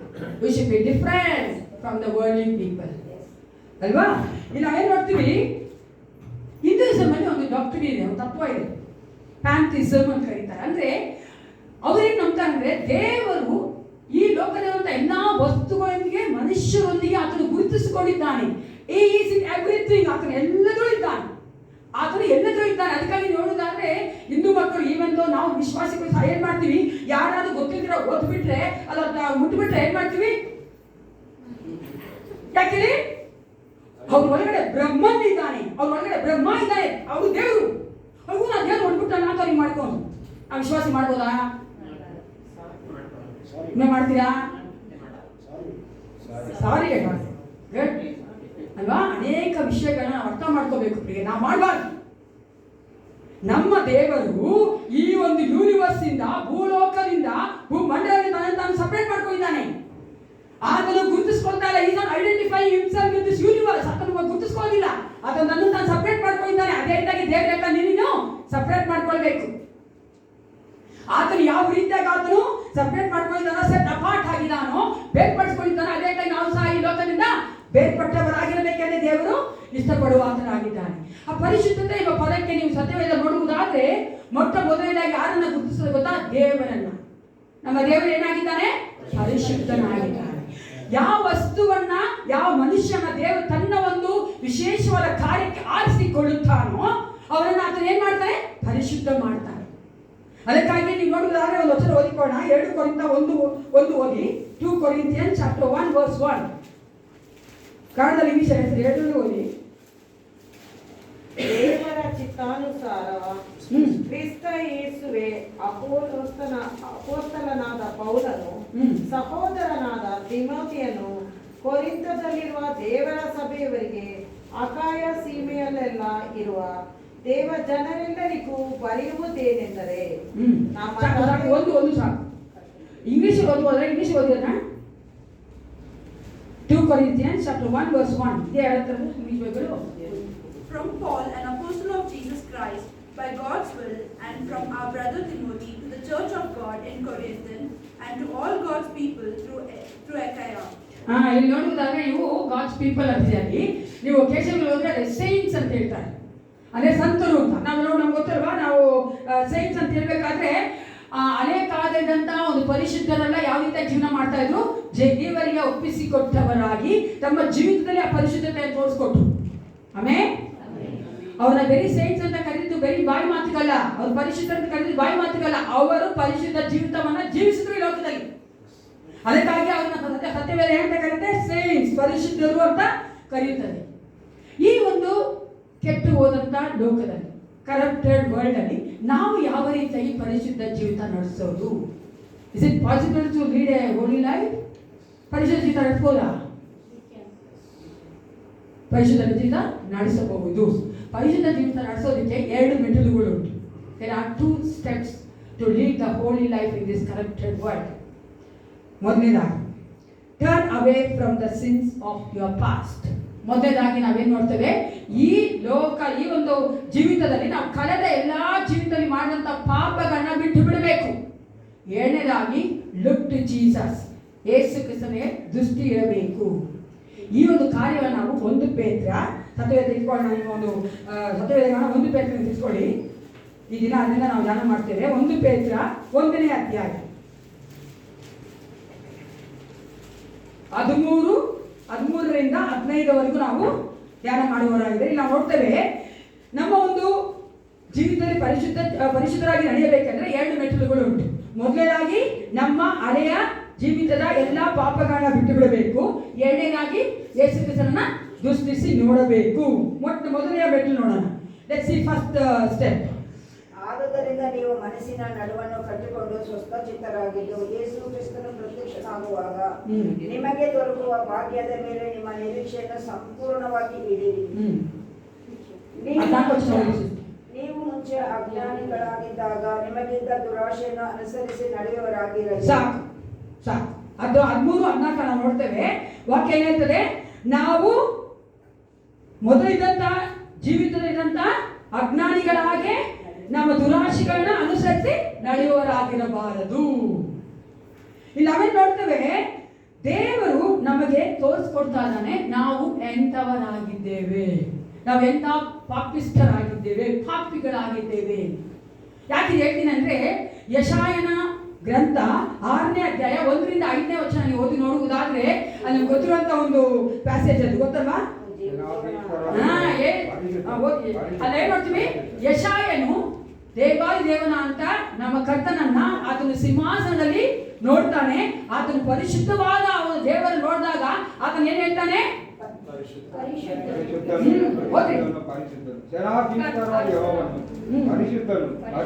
ಪರಿಶುದ್ಧನು ಭೂಮಂಡಲ ಆತನ ಪ್ರಭಾವದ ಕೂಗಿ ಹೇಳಿದರು. ಶಬ್ದಕ್ಕೆ ಗಾಢದ ಅರ್ಥಗಳು ಕದಲಿತು, ಭೂಮಂಡಲ ಮಂದಿರವೆಲ್ಲ ತುಂಬಿತು. ಅಯ್ಯೋ, ನನ್ನ ಗತಿಯನ್ನು ಏನು ಹೇಳಲಿ, ನಾಶವಾದನಲ್ಲ, ನಾನು ಹೊಲಸು ತುಟ್ಟಿಯವನು ತುಟ್ಟಿಯವರ ಮಧ್ಯದಲ್ಲಿ ವಾಸಿಸುವನು. ಯಾವಾಗ ಆತನು ಯೆಶಾಯನ ದೇವರ ಮಹಿಮೆಯನ್ನ ಪರಿಶುದ್ಧತೆಯನ್ನ ಕಂಡನು, ಆಗ ಆತನು ನಾನೇನಾಗಿದ್ದೆ ಅಂತ ಗುರುತಿಸಿಕೊಂಡ. ಅಲ್ಲ, ನಾನು ಎಂಥವನಾಗಿದೆ ಅಂತ ತಿಳ್ಕೊಂಡ. ಅದಕ್ಕೆ ನಾನು ಹೊಲಸು ತುಟ್ಟಿಯವರ ಮಧ್ಯದಲ್ಲಿ ವಾಸ ಮಾಡ್ತಾ ಇದ್ದೇನಲ್ಲ. ಅದು ಮಾತ್ರ ಅಲ್ಲ ಪ್ರಿಯರೇ, ನೀವು ಪೇತ್ರನ ಜೀವಿತ ನೋಡುವುದಾದ್ರೆ ಗೆನೆರೇಜ್ ಎಂಬ ಒಂದು ಆ ಕೆರೆಯ ಹತ್ರ ಯೇಸು ಕ್ರಿಸ್ತನು ಏನ್ ಮಾಡ್ತಾ ಇರ್ತಾನೆ? ಉಪದೇಶ ಮಾಡ್ತಾ ಇರ್ತಾನೆ ಜನಗಳಿಗೆ. ಅವಾಗ ಆ ಜನ ಎಲ್ಲ ಗುಂಪಾಗಿ ಆತನ ಮೇಲೆ ಬಿಡ್ತಾ ಇರ್ತಾರೆ. ಅದಕ್ಕೆ ಯೇಸು ಕ್ರಿಸ್ತನಲ್ಲಿ 2 ದೋಣಿಯನ್ನು ನೋಡ್ತಾನೆ. ಆ ದೋಣಿ ನೋಡಿ, ಅದರಲ್ಲಿ ಒಂದು ದೋಣಿ ಪೇತ್ರನಿಗೆ ಹೇಳ್ತಾನೆ, ಸ್ವಲ್ಪ ಒಳಗಡೆ ಆ ಸಮುದ್ರ ಒಳಗಡೆ ಆ ದೋಣಿಯನ್ನ ತೆಗೆದುಕೊಂಡು ಹೋಗೋದು. ಆ ದೋಣಿಯಲ್ಲಿ ಕೂತ್ಕೊಂಡು ಉಪದೇಶ ಮಾಡಿ ಪ್ರಾರಂಭಿಸ್ತಾನೆ. ಆ ಉಪದೇಶ ಆದ ಮೇಲೆ ನೀವು ನೋಡುವುದಾದ್ರೆ ಆ ಲೂಕನ ಸುವಾರ್ತೆ ಎಲ್ಲ ನೋಡ್ತೇವೆ. ಅಲ್ಲಿ ಏನು ಯೇಸು ಕ್ರಿಸ್ತನು ಹೇಳ್ತಾನೆ, ಆಳವಾದ ಸಮುದ್ರಕ್ಕೆ ಹೋಗಿ ಮೀನನ್ನ ಹಿಡಿಯಿರಿ. ಅವಾಗ ಪೇತ್ರ ಹೇಳ್ತಾನೆ, ರಾತ್ರಿ ಎಲ್ಲ ನಾವು ಕಷ್ಟಪಟ್ವಿ ಸ್ವಾಮಿ, ಒಂದು ಮೀನು ಸಿಗ್ಲಿಲ್ಲ, ಆದ್ರೂ ನೀನ್ ಹೇಳ್ತಿಯಲ್ಲ ಅದಕ್ಕೆ ನಾನು ಮಾಡ್ತೀನಿ ಅಂತ ಹೋಗ್ತಾನೆ. ಅವಾಗ ರಾಶಿ ಮೀನು ಸಿಗುತ್ತೆ ಅವನಿಗೆ. ಆಗ ಪೇತ್ರನಿಗೆ ಗೊತ್ತಾಗತ್ತೆ, ನನ್ನ ಮಧ್ಯದಲ್ಲಿರುವಂಥ ಯೇಸು ಕ್ರಿಸ್ತನು ಸಮುದ್ರವನ್ನ, ಭೂಮಿ, ಆಕಾಶಗಳನ್ನ ಸೃಷ್ಟಿ ಮಾಡಿದ ಸೃಷ್ಟಿಕರ್ತನೆ ಎಂದು. ಹಾಗಾದ್ರೆ ಒಂದು ಮಾತು ಹೇಳ್ತಾನೆ 8ನೇ ವಚನದಲ್ಲಿ, ಲೂಕ 5:8ರಲ್ಲಿ, ಸೀಮೋನ್ ಪೇತ್ರ ಇದನ್ನು ಕಂಡು ಯೇಸುವಿನ ಮೊಣಕಾಲಿಗೆ ಬಿದ್ದು, ಸ್ವಾಮಿ, ನಾನು ಪಾಪಾತ್ಮನು, ನನ್ನನ್ನು ಬಿಟ್ಟು ಹೋಗಬೇಕು ಅಂದನು.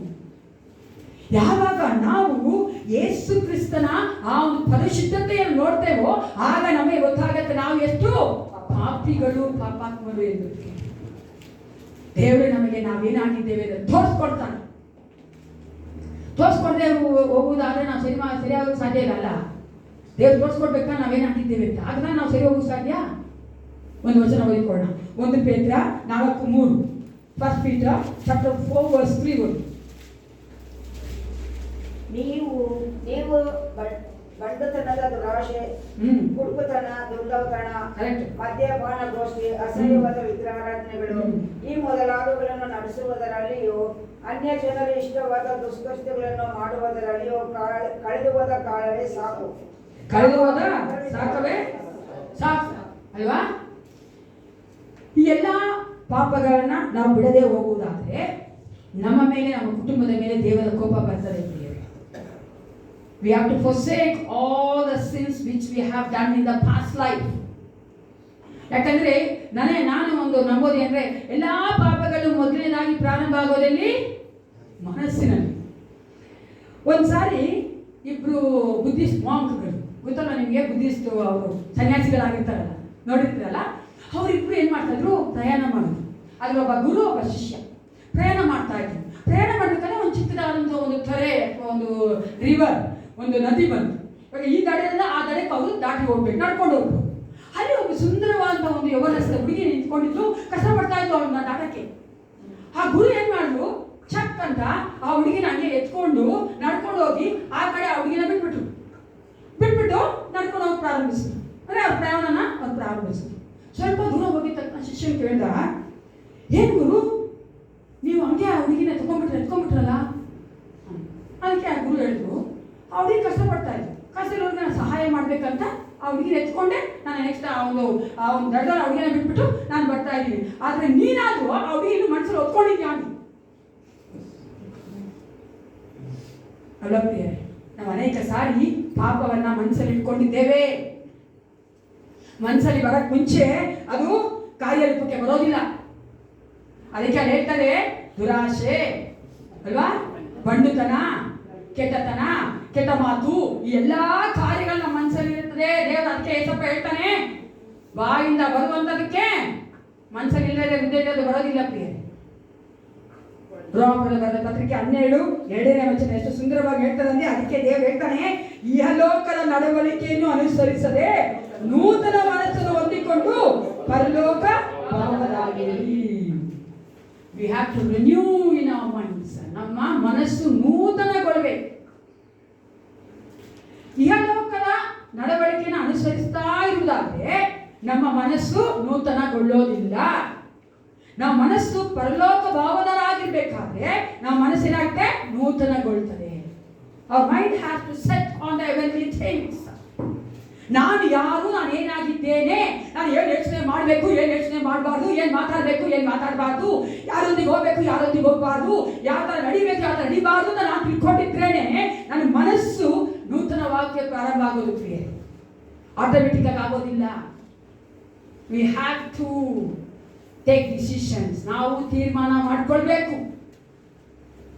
ಇಲ್ಲದೆ ಇರುವುದಾದ್ರೆ ನಮ್ಮ ಮನಸ್ಸು ನೂತನಗೊಳ್ಳೋದಿಲ್ಲ. ಕೆಲವು ನಾವು ಹೇಗಿದ್ದೇವೆ ಅಂದ್ರೆ, ಉದಾಹರಣೆಗೆ ನೋಡಿ, ಅಡಿಗೆ ಚೆನ್ನಾಗಿ ಮಾಡ್ತೀರಾ, ಯಾರೆಲ್ಲ ಇಲ್ಲಿ ಒಳ್ಳೆ ಅಡಿಗೆ ಮಾಡ್ತೀರಾ, ಚೆನ್ನಾಗಿ ಅಡಿಗೆ ಮಾಡ್ತೀರಾ? ಅಲೋ, ಎಂದಿಸಿ ಮಾಡಬೇಡ್ರಿ, ಚೆನ್ನಾಗಿ ಮಾಡ್ತೀರಾ? ನಿಮಗೆ ಡೌಟಾ? ಒಂದು ಗಂಡನ ಕೇಳಬೇಕು, ಚೆನ್ನಾಗಿ ಮಾಡ್ತೀರಾ ನೀವು ಅಂತ. ಒಳ್ಳೆ ಅಡಿಗೆ ಮಾಡ್ತೀರಾ ನೀವು ತಾನೇ, ಅಡಿಗೆಯಲ್ಲಿ ಎಕ್ಸ್ಪರ್ಟ್, ಬೆಸ್ಟ್ ನೀವು ಅನ್ಕೋತೀರ. ನೀವು ಯಾರಿಗೆ ಅಡಿಗೆ ಮಾಡಕ್ ಬರಲು ನನ್ನೊಂದಿಗೆ, ನನಗೂ ಸರಿ ಬರಲ್ಲ ಅರ್ಧಂಬರ್ಧ ಆಗಿರ್ಬೋದು, ನನ್ನೊಂದಿಗೆ ನೀವು ಓಡಿಸ್ಕೊಂಡ್ರೆ ಏನು ಗೊತ್ತೀರಾ, ಐ ಆಮ್ ಬೆಸ್ಟ್ ಅನ್ಕೊಂಡಿರ್ತಾನೆ. ನನ್ನೊಂದಿಗೆ ಓಡಿಸ್ಕೊಂಡ್ರೆ ಓ ಚೆನ್ನಾಗಿ ಮಾಡ್ತೀನಿ ಅಡಿಗೆ ಹೇಳ್ಕೊತೀರ. ಆದ್ರೆ ಒಬ್ಬ ಅಡಿಗೆ ಭಟ್ಟನೊಂದಿಗೆ ಓಡಿಸ್ಕೊಂಡ್ರೆ, ಒಬ್ಬ ಚೆಫ್ ಒಂದಿಗೆ ಓಡಿಸ್ಕೊಂಡ್ರೆ ನೀವೇನು ಅಲ್ಲ ಅಲ್ವಾ? ಕೆಲವರು ನಾವು ಆತ್ಮಿಕರು ಹಂಗೆ ಇದ್ದೀವಿ.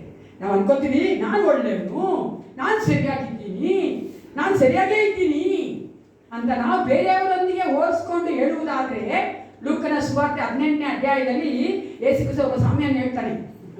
ಫರಿಸಾಯನು ಫರಿಸಾಯನು ಒಬ್ಬ ಸುಂಕದವನು ದೇವಾಲಯಕ್ಕೆ ಹೋಗ್ತಾನೆ. ಸುಂಕದವನಾದ್ರೂ ಸುಮ್ಮನೆ ಇರ್ತಾನೆ. ಅದೇ ಫರಿಸಾಯನು ದೇವರಿಗೆ ಹೇಳ್ತಾನೆ ಇರ್ತಾನೆ, ನಾನು ದೇವಾಲಯಕ್ಕೆ ಬರ್ತೀನಿ, ನಾನು ಟೈಟ್ ಕೊಡ್ತೀನಿ, ನಾನು ನಿನಗೆ ಅದು ಮಾಡ್ತೀನಿ, ಉಪವಾಸ ಮಾಡ್ತೀನಿ, ಅದು ಹೇಳ್ತಾನೆ ಇರ್ತಾನೆ. ಅಪ್ಪ ಒಂದು ಸುಂಕದವನ ಹಾಗೆ ಅಲ್ಲ ನಾನು ಅಂತ ಕೂಡ ಹೇಳ್ತಾನೆ ಅಲ್ವಾ. ಕಂಪೇರ್ ಮಾಡ್ಕೊಂತಾನೆ. ನಾವು ಅನ್ಕೋತೀವಿ ನಾವು ಸರಿಯಾಗಿದ್ದೇವೆ, ನಾವು ಒಳ್ಳೆಯವರಾಗಿದ್ದೇವೆ, ಪರಿಶುದ್ಧ ಜೀವಿತ ನಡೆಸ್ತಾ ಇದ್ದೇವೆ ಅಂತ. ಆದರೆ ನಾವು ಯೇಸು ಕ್ರಿಸ್ತನ ಪರಿಶುದ್ಧತೆಗೆ ಕಂಪೇರ್ ಮಾಡಿಕೊಂಡ್ರೆ, ನಾವು ಹೋಲಿಸಿ ನೋಡಿಕೊಳ್ಳುವುದಾದ್ರೆ ನಮ್ಮ ಒಂದು ಪರಿಶುದ್ಧತೆ ಏನೂ ಇಲ್ಲ ಅಂತ. ಅವಾಗಲೇ ನಮಗೆ ಏನು ಬರ್ಕೊತಾ ಅಂಬುಲೆನ್ಸ್ ಬರೋದು.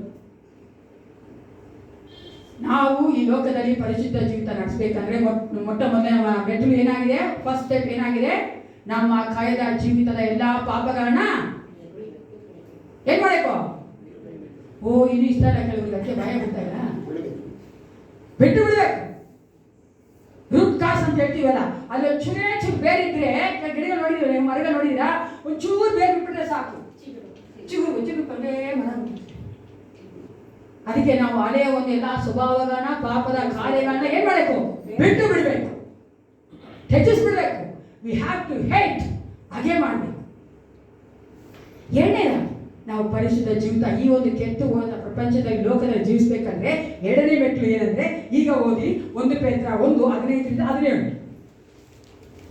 First Peter chapter 1 15-17. 15-17 ಓದಿ. ಅಲ್ಲ, ನಿಮ್ಮನ್ನು ಕರೆದಾತನು ಪರಿಶುದ್ಧನಾಗಿರುವ ಪ್ರಕಾರವೇ ನೀವು ವಿಧೇಯರಿಗೆ ತಕ್ಕಂತೆ ನಿಮ್ಮ ಎಲ್ಲಾ ನಡವಳಿಕೆಯಲ್ಲಿ ಪರಿಶುದ್ಧರಾಗಿರಿ. ನಾನು ಪರಿಶುದ್ಧನಾಗಿರುವುದರಿಂದ ನೀವು ಪರಿಶುದ್ಧವಾಗಿರಬೇಕೆಂದು ಬರೆದದೆಯಲ್ಲ. ಎರಡನೇದಾಗ ಏನ್ ನೋಡ್ತೀವಿ, we have to look to God. ನಾವು ಯೇಸು ಕ್ರಿಸ್ತನನ್ನೇ ದೃಷ್ಟಿಸಿ ನೋಡಬೇಕು. ನಾವು ಪರಿಶುದ್ಧರಾಗಬೇಕೆಂದ್ರೆ, ಪರಿಶುದ್ಧವಾಗಿ ಜೀವಿಸಬೇಕೆಂದ್ರೆ ನಾವು ಯಾರು ನೋಡ್ಬೇಕು, ಯಾಕೆ ಯೇಸು ಕ್ರಿಸ್ತನ ನೋಡ್ಬೇಕು? ಆತನೇನಾಗಿದ್ದಾನೆ. ನಾವು ಈ ದಿನಗಳಲ್ಲಿ ಪ್ರಯಾಣ ಮಾಡಬೇಕಂದ್ರೆ ನಮ್ಗೆ ಒಂದು ಸಹಾಯಕ್ಕಾಗಿ ಒಂದಿದೆ, ನಮಗೆ ರೂಟ್ ತೋರಿಸ್ಬೇಕಂದ್ರೆ ಒಂದಿದೆ, ಏನು, ಗೂಗಲ್ ಮ್ಯಾಪ್ ಅಲ್ವಾ. ನಾವು ಏಮನ್ನ ಸಾಲ ಗೂಗಲ್ ಆಂಟಿ ಅಂತಾರೆ, ಅವನ್ನ ಗೂಗಲ್ ಅಂಕಲ್ ಕೂಡ ಇದೆ, ನಮ್ಗೆ ಗೊತ್ತಿಲ್ಲ ಸರಿಯಾಗಿ. ಆದರೆ ಏನಂತಾರೆ, ಅದು ಕರೆಕ್ಟಾಗಿ ಹೇಳ್ತಾರ, ಟೇಕ್ ರೈಟ್ ಹಂಗೆ ಹೋಗ್ರಿ, ಹಿಂಗೆ ಹೋಗ್ರಿ, ಯೂಟರ್ನ್ ತಗೊಳ್ರಿ ಅಲ್ವಾ. ಇನ್ನೊಂದು 30 ಮೀಟ್ರಿಗೆ 150 ಮೀಟ್ರಿಗೆ ಅಂತ ಎಷ್ಟು ಚೆನ್ನಾಗಿ ಅದು ಏನು ಮಾಡ್ತದೆ, ತೋರಿಸ್ಕೊಡ್ತಾ ಇರ್ತದೆ ದಾರಿನ. ನಮ್ಗೆ ಅದು ಏನಿಲ್ಲ ಅಂತ ಯಾರು ನಮ್ಗೆ ಹೇಳಕ್ಕಿಲ್ಲ ಅಂದ್ರೆ ಏನು, ಗೂಗಲ್ ಮ್ಯಾಪ್ ಇಟ್ಕೊಂಡ್ರೆ ಸಾಕು, ನಮಗೆ ಕ್ಲೀನಾಗಿ ನಡ್ಸ್ಕೊಂಡು ಹೋಗ್ತಾರೆ. ಅದೇ ರೀತಿಯಾಗಿ ಪರಿಶುದ್ಧವಾಗಿ ಜೀವಿಸ್ಬೇಕಂದ್ರೆ ನಾವು ಯಾವುದನ್ನ ನೋಡ್ಬೇಕು, ದೇವರ ವಾಕ್ಯವನ್ನ ನೋಡ್ಬೇಕು. ಆಮೇಲೆ ಅದಕ್ಕಾಗಿ ಯೇಸು ಕ್ರಿಸ್ತನ ವಾಕ್ಯವು ನಮ್ಮ ಹೃದಯಗಳಲ್ಲಿ, ಮನಸ್ಸುಗಳಲ್ಲಿ ಬರೆಯಲ್ಪಟ್ಟಿರಬೇಕು ಪ್ರಿಯರೇ. ದೇವರ ವಾಕ್ಯ ನಮ್ಮ ಮನಸ್ಸುಗಳಲ್ಲಿ, ಹೃದಯಗಳಲ್ಲಿ ಬರೆಯಲ್ಪಟ್ಟಿರ್ಬೇಕಂದ್ರೆ ನಾವು ಎಷ್ಟು ಸಾರಿ ಸತ್ಯವೇದ ಓದಬೇಕು, ಎಷ್ಟು ಸಾರಿ ಓದಬೇಕು? ದಿನಕ್ಕೆ 1 ಸಾರಿ, 3 ಸಾರಿ ಬೇಡ, 1 ಸಾರಿ ಓದ್ರಿ ಸಾಕು ಅಲ್ವಾ. ಸತ್ಯವೇದ ಓದಬೇಕು ಪ್ರಿಯರೇ. Without the word of God you will never know, you cannot know how to lead the holy life. ಯಾಕಂದ್ರೆ ಅಲ್ಲಿ ಮುಂದಿನ ವಚನ ಹೇಳಿರ್ತದಲ್ಲಿ ನಾವು ಏನು ನೋಡ್ತೀವಿ ಅಲ್ಲಿ, ಆ ಒಂದು 15ನೇ ವಚನ ಹೇಳ್ತದೆ, ನಿಮ್ಮನ್ನು ಕರೆದಾತನು ಪರಿಶುದ್ಧನಾಗಿರುವ ಪ್ರಕಾರವೇ ನೀವು ವಿಧೇಯರಿಗೆ ತಕ್ಕಂತೆ ನಿಮ್ಮ ಎಲ್ಲಾ ನಡವಳಿಕೆಯಲ್ಲಿ ಪರಿಶುದ್ಧರಾಗಿರಿ. ಅನೇಕ ನಾವು ಇಲ್ಲೇ ಫೋಕಸ್ ಮಾಡೋದು, ಅಂದ್ರೆ ಕಮಾಂಡ್ಮೆಂಟ್ ಅದು ಗೊತ್ತಲ್ಲ ನಮಗೆ, ಆಜ್ಞೆ. ಪರಿಶುದ್ಧರಾಗಿರಿ ಅನ್ನೋದು ಆಜ್ಞೆ, ವಿಧೇಯತೆಗೆ ತಕ್ಕಂತೆ ನೀವು ಪರಿಶುದ್ಧರಾಗಿರೋದು ಅದು ಒಂದು ಕಮಾಂಡ್, ಒಂದು ಆಜ್ಞೆ. ನಾವೆಲ್ಲರೂ ಪರಿಶುದ್ಧರಾಗಿರೋದೇ ನೋಡ್ತಾ ಇರ್ತೀವಿ, ಪರಿಶುದ್ಧರಾಗಿರ್ಬೇಕು. I should be holy, but how to be holy? ಹೇಗೆ ನಾವು ಪರಿಶುದ್ಧರಾಗೋದು? ಎರಡನೇ ವಚನ, ಅದೇ ಮುಂದಿನ ವಚನ 16ನೇ ವಚನ ಹೇಳ್ತದೆ, ನಾನು ಪರಿಶುದ್ಧನಾಗಿರುವುದರಿಂದ ರಿಯಲ್ ಪವರ್, ಅಂದ್ರೆ ನಮಗೆ ಪರಿಶುದ್ಧರಾಗಿ ಜೀವಿಸೋದಕ್ಕೆ ಬೇಕಾಗಿರುವಂತಹ ಶಕ್ತಿ ಎಲ್ಲಿದೆ ಗೊತ್ತಾ? ಫಾರ್ ಐ ಆಮ್ ಹೋಲಿ ಎಂಬ ಭಾಗದಲ್ಲಿ ನಾನು ಪರಿಶುದ್ಧನಾಗಿರುವುದರಿಂದ ಅಂದಿದೆಯಲ್ಲ, ಆ ಒಂದು ಭಾಗದಲ್ಲಿ ನಮಗೆ ಶಕ್ತಿ ಸಿಗೋದು ಪರಿಶುದ್ಧರಾಗಿ ಜೀವಿಸೋದಕ್ಕೆ. ಒಬ್ಬ ಮೆಕ್ಯಾನಿಕ್ ಇದ್ದಾನೆ ಅನ್ಕೊಳ್ಳಿ, ಒಂದು ದೊಡ್ಡ ಮೆಕ್ಯಾನಿಕ್, ಚೆನ್ನಾಗಿ ರಿಪೇರಿ ಮಾಡ್ತಾನೆ ಅವನು, ಗ್ರೇಟ್ ಅಲ್ಲಿ ಚೆನ್ನಾಗಿ ಗೊತ್ತು ಅವನಿಗೆಲ್ಲ ಮಾಡೋಕ್ಕೆ. ಅವನು ಒಬ್ಬ ಕಲಿಯಕ್ಕೆ ಬರ್ತಾನೆ ಅನ್ಕೊಳ್ಳೋಣ, ಒಬ್ಬ ವಿದ್ಯಾರ್ಥಿ, ಒಬ್ಬ ಸ್ಟೂಡೆಂಟ್ ಬರ್ತಾನೆ ಕಲಿಯಕ್ಕೆ. ಆ ಮೆಕ್ಯಾನಿಕ್ ಏನು ಹೇಳ್ತಾನೆ, I am A great mechanic, ನಾನು ದೊಡ್ಡ ಮೆಕ್ಯಾನಿಕ್ಕು, ನಾನು ಹೇಳಂಗೆ ನೀನು ಕೇಳಬೇಕು, ನಾನು ಏನೋ ಹೇಳ್ತೀನಿ ಅದೆಲ್ಲ ನೀನು ಕೇಳ್ಕೊಂಡು ಮಾಡಬೇಕು, ಅದೆಲ್ಲ ಮಾಡಿಲ್ಲ ನಾನು ತಿರುಗಿ ನೀನು ಹೇಳ್ಕೊಳ್ಳಲ್ಲ, ನೀನು ನಾನು ಹೇಳೋದನ್ನ ಒಬ್ಬೇ ಮಾಡಬೇಕು, ಗೊತ್ತಲ್ಲ, ನೀನೇನು ತಪ್ಪು ಮಾಡಿದ್ರು ಕೂಡ ನಾನು ನಿಮ್ಗೆ ಸಹಾಯ ಮಾಡಲ್ಲ, ಹಿಂಗೆಲ್ಲ ನಾವು ಅವ್ನು ಹೇಳಿದ್ರೆ ಅದೇನು ತೋರಿಸುತ್ತೆ? ಎಲ್ಲ ಭಾರನ ಅವನು ವಿದ್ಯಾರ್ಥಿ ಮೇಲೆ ಹಾಕ್ಬಿಟ್ಟಿದ್ದಾನೆ ಅಲ್ವಾ, ನೀನೇ ಕಲ್ತ್ಕೋಬೇಕು ಅಂತ ಅದು. ಅದೇ ಇದನ್ನೇ ಇನ್ನೊಂದು ಥರ ನೀವು ನೋಡಿದ್ರೆ ಆ ಮೆಕ್ಯಾನಿಕ್ ಒಬ್ಬ ಸ್ಟೂಡೆಂಟ್ಗೆ, ಅಪ್ಪ ನನಗೆ ಒಳ್ಳೆ ಮೆಕ್ಯಾನಿಕ್ಕು, ನನಗೆಲ್ಲ ಚೆನ್ನಾಗಿ ಗೊತ್ತು, ನಾನು ನಿನಗೆಲ್ಲ ಹೇಳ್ಕೊಡ್ತೀನಿ, ನೀನು ಸಹ ಚೆನ್ನಾಗಿ ಕಲಿಯೋದಾದ್ರೆ ನನಗೆ ನೀನು ಆಗ್ತೀಯಾ, ನಿನ್ಗೆ ಏನೇ ಡೌಟ್ಸ್ ಇದ್ರು ಬಂದು ಅಂತ ಕೇಳು ಅಲ್ವಾ, ನೀನು ಚೆನ್ನಾಗಿ ಕಲ್ತ್ಕೊಡ್ತೀನಿ ನಾನು, ನೀನು ಚೆನ್ನಾಗಿ ಕಲಿತು ನನಗೆ ದೊಡ್ಡ ಮೆಕ್ಯಾನಿಕ್ ಆಗು ಅಂತ ಹೇಳುವುದಾದ್ರೆ ಇಲ್ಲೇನಾಗ ಗೊತ್ತಾ, ಆ ಒಂದು ಟೀಚರ್ ಆ ಭಾರವನ್ನು ತೆಗೆದುಕೊಳ್ತಾರೆ ಅಲ್ವಾ, ವಿದ್ಯಾರ್ಥಿ ಮೇಲೆ ಆ ಭಾರನ ಹಾಕಲ್ಲ. ಹಂಗೆ ಇರುತ್ತೆ, ನನ್ನ ಮಿಸ್ಟೇಕ್ ಮಾಡ್ಕೋಬೇಡಿ. ನಾವು ಪರಿಶುದ್ಧರಾಗಬೇಕಂದ್ರೆ ನಮ್ಮಿಂದ ನಾವೇ ಪರಿಶುದ್ಧರಾಗೆ ಆಗತ್ತೇನ್ರಿ? ಪರಿಶುದ್ಧರಾಗಬೇಕೆಂದ್ರೆ ನಾವು ಯೇಸು ಕ್ರಿಸ್ತನ ವಾಕ್ಯಗಳಿಗೆ ವಿಧೇಯರಾಗಬೇಕು. ಪರಿಶುದ್ಧಾತ್ಮ ನಮ್ಮ ನಡೆಸೋದಕ್ಕೆ ನಾವು ಬಿಟ್ಟು ಕೊಡಬೇಕು. ನಾವು ನಮ್ಮ ಪಾಪವನ್ನ ಅರಿಕೆ ಮಾಡಿ ದೇವರ ಆತ್ಮನ ಸಹಾಯವನ್ನ ಕೇಳಬೇಕು. ಯೇಸಪ್ಪ ದೇವರೇ ನಾನು ಪರಿಶುದ್ಧನಾಗಬೇಕು ಅಂತ ಏನ್ ಹೇಳ್ಬೇಕು? Praise the Lord. ಅನೇಕ ಸಾರಿ ನಮ್ಮ ಗಂಡ ಪರಿಶುದ್ಧನಾಗಬೇಕು, ನಮ್ಮ ಹೆಂಡತಿ ಪರಿಶುದ್ಧನಾಗಬೇಕು, ನಮ್ಮ ಅತ್ತೆ ಪರಿಶುದ್ಧನಾಗಬೇಕು, ನಮ್ಮ ಅಪ್ಪ ಆಗಬೇಕು, ನಮ್ಮ ಅಮ್ಮ ಆಗ್ಬೇಕಂತ ನಾವಲ್ವಾ. ನಾನು ಪರಿಶುದ್ಧನಾಗಬೇಕು. ನಾನು ಪರಿಶುದ್ಧನಾಗಬೇಕಂದ್ರೆ ನಾನು ದೇವರ ವಾಕ್ಯ ಓದಬೇಕು, ದೇವರ ವಾಕ್ಯಾನುಸಾರ ನಡೀಬೇಕು. ಯಾಕಂದ್ರೆ ದೇವರ ವಾಕ್ಯ ಹೇಳ್ತದೆ, ದೇವರ ವಾಕ್ಯ ನಮ್ಮ ಪಾದ ಏನಾಗಿದೆ? ನಮ್ಮ ಪಾದಕ್ಕೆ ದೀಪವಾಗಿದೆ, ಮಾರ್ಗಕ್ಕೆ ನೋಡಿ, ಪಾದಕ್ಕೆ ದೀಪ ಇದ್ರೇನೆ ಮಾರ್ಗಕ್ಕೆ ಬೆಳಕು ತೋರಿಸೋದು. ಆಮೇಲೆ ಕಾಲಲ್ಲೇ ದೀಪ ಇಲ್ಲ, ಅದು ನನ್ನಲ್ಲೇ ಆ ಒಂದು ದೇವರ ವಾಕ್ಯ ಇಲ್ಲ, ಹೆಂಗ್ ಬೆಳಕು ತೋರಿಸುತ್ತೆ? ಅದಕ್ಕೇನ್ ಮಾಡಬೇಕು? ನಾನು ವಾಕ್ಯನ ಓದಬೇಕು, ಧ್ಯಾನ ಮಾಡಬೇಕು, ಅದನ್ನ ಹೃದಯದಲ್ಲಿ ಮನಸ್ಸಲ್ಲಿ ಇಟ್ಕೊಳ್ಬೇಕು. ಥಿಯಾಲಜಿ ನೀವು ನೋಡುವುದಾದ್ರೆ ಈ ರೀತಿಯಾಗಿ ಹೇಳ್ಕೊಟ್ಟಿದೆ, ಅಂದ್ರೆ ಆ ರೀತಿಯಾಗಿ ಹೇಳ್ಕೊಡ್ತಾರೆ. ಒಂದು ಅಧ್ಯಾಯ ಓದ್ತೀರಾ ಅನ್ಕೊಳ್ಳಿ, ಒಂದು ಸತ್ಯವೇದದಲ್ಲಿ ಒಂದು ಅಧ್ಯಾಯ ಓದ್ತೀರಾ. ಅಧ್ಯಾಯ ಓದ್ಬೇಕಾದ್ರೆ ಅದೇನು ಗೊತ್ತ, ಹೆಂಗ್ ಗೊತ್ತಾ, ನಾವು ಅದನ್ನ ಓದಿ ತಿಳ್ಕೊಬೇಕು ಅಂದ್ರೆ ಆ ಒಂದು ಅಧ್ಯಾಯದಕ್ಕೆ ನಾವು ಪ್ರಶ್ನೆಗಳನ್ನ ಹಾಕ್ಬೇಕು. ಯಾರು ಹಾಕ್ಬೇಕು? ನಾವು ಪ್ರಶ್ನೆ ಹಾಕ್ಬೇಕು. ಆ ಅಧ್ಯಾಯದಲ್ಲಿ ಯೇಸು ಕ್ರಿಸ್ತನ ಬಗ್ಗೆ ಏನು ಹೇಳ್ತಾ ಇದೆ, ಆ ಅಧ್ಯಾಯದಲ್ಲಿ ಯಾವ ಒಂದು ಕಮಾಂಡ್ ನನಗೆ ಕೊಡ್ತಾ ಇದೆ, ಆಜ್ಞೆ ಕೊಡ್ತಾ ಇದೆ, ಆ ವಾಕ್ಯದಲ್ಲಿ ಯಾವ ಒಂದು ವಾಗ್ದಾನ ನನಗಿದೆ. ಈ ರೀತಿಯಾಗಿ ನಾವು ಸತ್ಯವೇದ ಓದ್ಬೇಕು. ಆ ಒಂದು ಅಧ್ಯಾಯ, ಒಂದೇ ಅಧ್ಯಾಯಕ್ಕೆ ಆದ ಪ್ರಶ್ನೆ ಕೇಳ್ತಾ ಕೇಳ್ತಾ ಕೇಳ್ತಾ ನನಗೆ ಅರ್ಥ ಆಗ್ತದೆ, ಓ ಈ ಆಜ್ಞೆ ದೇವ್ರು ನನಗೆ ಕೊಟ್ಟಿದ್ದಾನೆ, ಅರ್ಥ ಆಗ್ತಲ್ಲ, ಓ ಈ ರೀತಿಯಾಗಿ ಯೇಸು ಕ್ರಿಸ್ತನ ಬಗ್ಗೆ ಆ ಒಂದು ಸತ್ಯವೇದ ಬರೆಯಲ್ಪಟ್ಟಿದೆ, ಈ ವಾಗ್ದಾನಗಳ ದೇವರು ನನಗೆ ಕೊಟ್ಟಿದ್ದಾನೆ ಅಂತ ನನಗೆ ಚೆನ್ನಾಗಿ ಗೊತ್ತಾಗ್ತದೆ ಪ್ರಿಯರೇ. ಅದಕ್ಕೆ ಹೇಳೋದು ಥಿಯಾಲಜಿ ಓದಬೇಕು ಅಲ್ವಾ.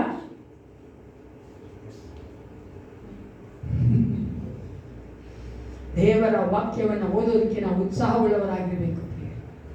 ದೇವರ ವಾಕ್ಯವನ್ನು ಓದಿ ಅದನ್ನು ನಾವೇನ್ ಮಾಡಬೇಕು? ಡೈಜೆಸ್ಟ್ ಮಾಡ್ಕೊಳ್ಬೇಕು.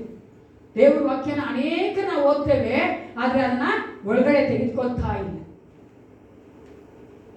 ದೇವರ ವಾಕ್ಯ ಪ್ರತಿದಿನ ನಮ್ಮೊಂದಿಗೆ ಮಾತನಾಡುವಂಥದ್ದು, ಆ ಒಂದು ದಿನಕ್ಕೆ ಬೇಕಾಗುವಂಥ ಬಲವನ್ನ ಕೊಡುವಂಥದ್ದು, ಆ ದಿನಕ್ಕೆ ಬೇಕಾಗುವಂಥ ನಮಗೆ ಜ್ಞಾನವನ್ನ ಕೊಡುವಂಥದ್ದು.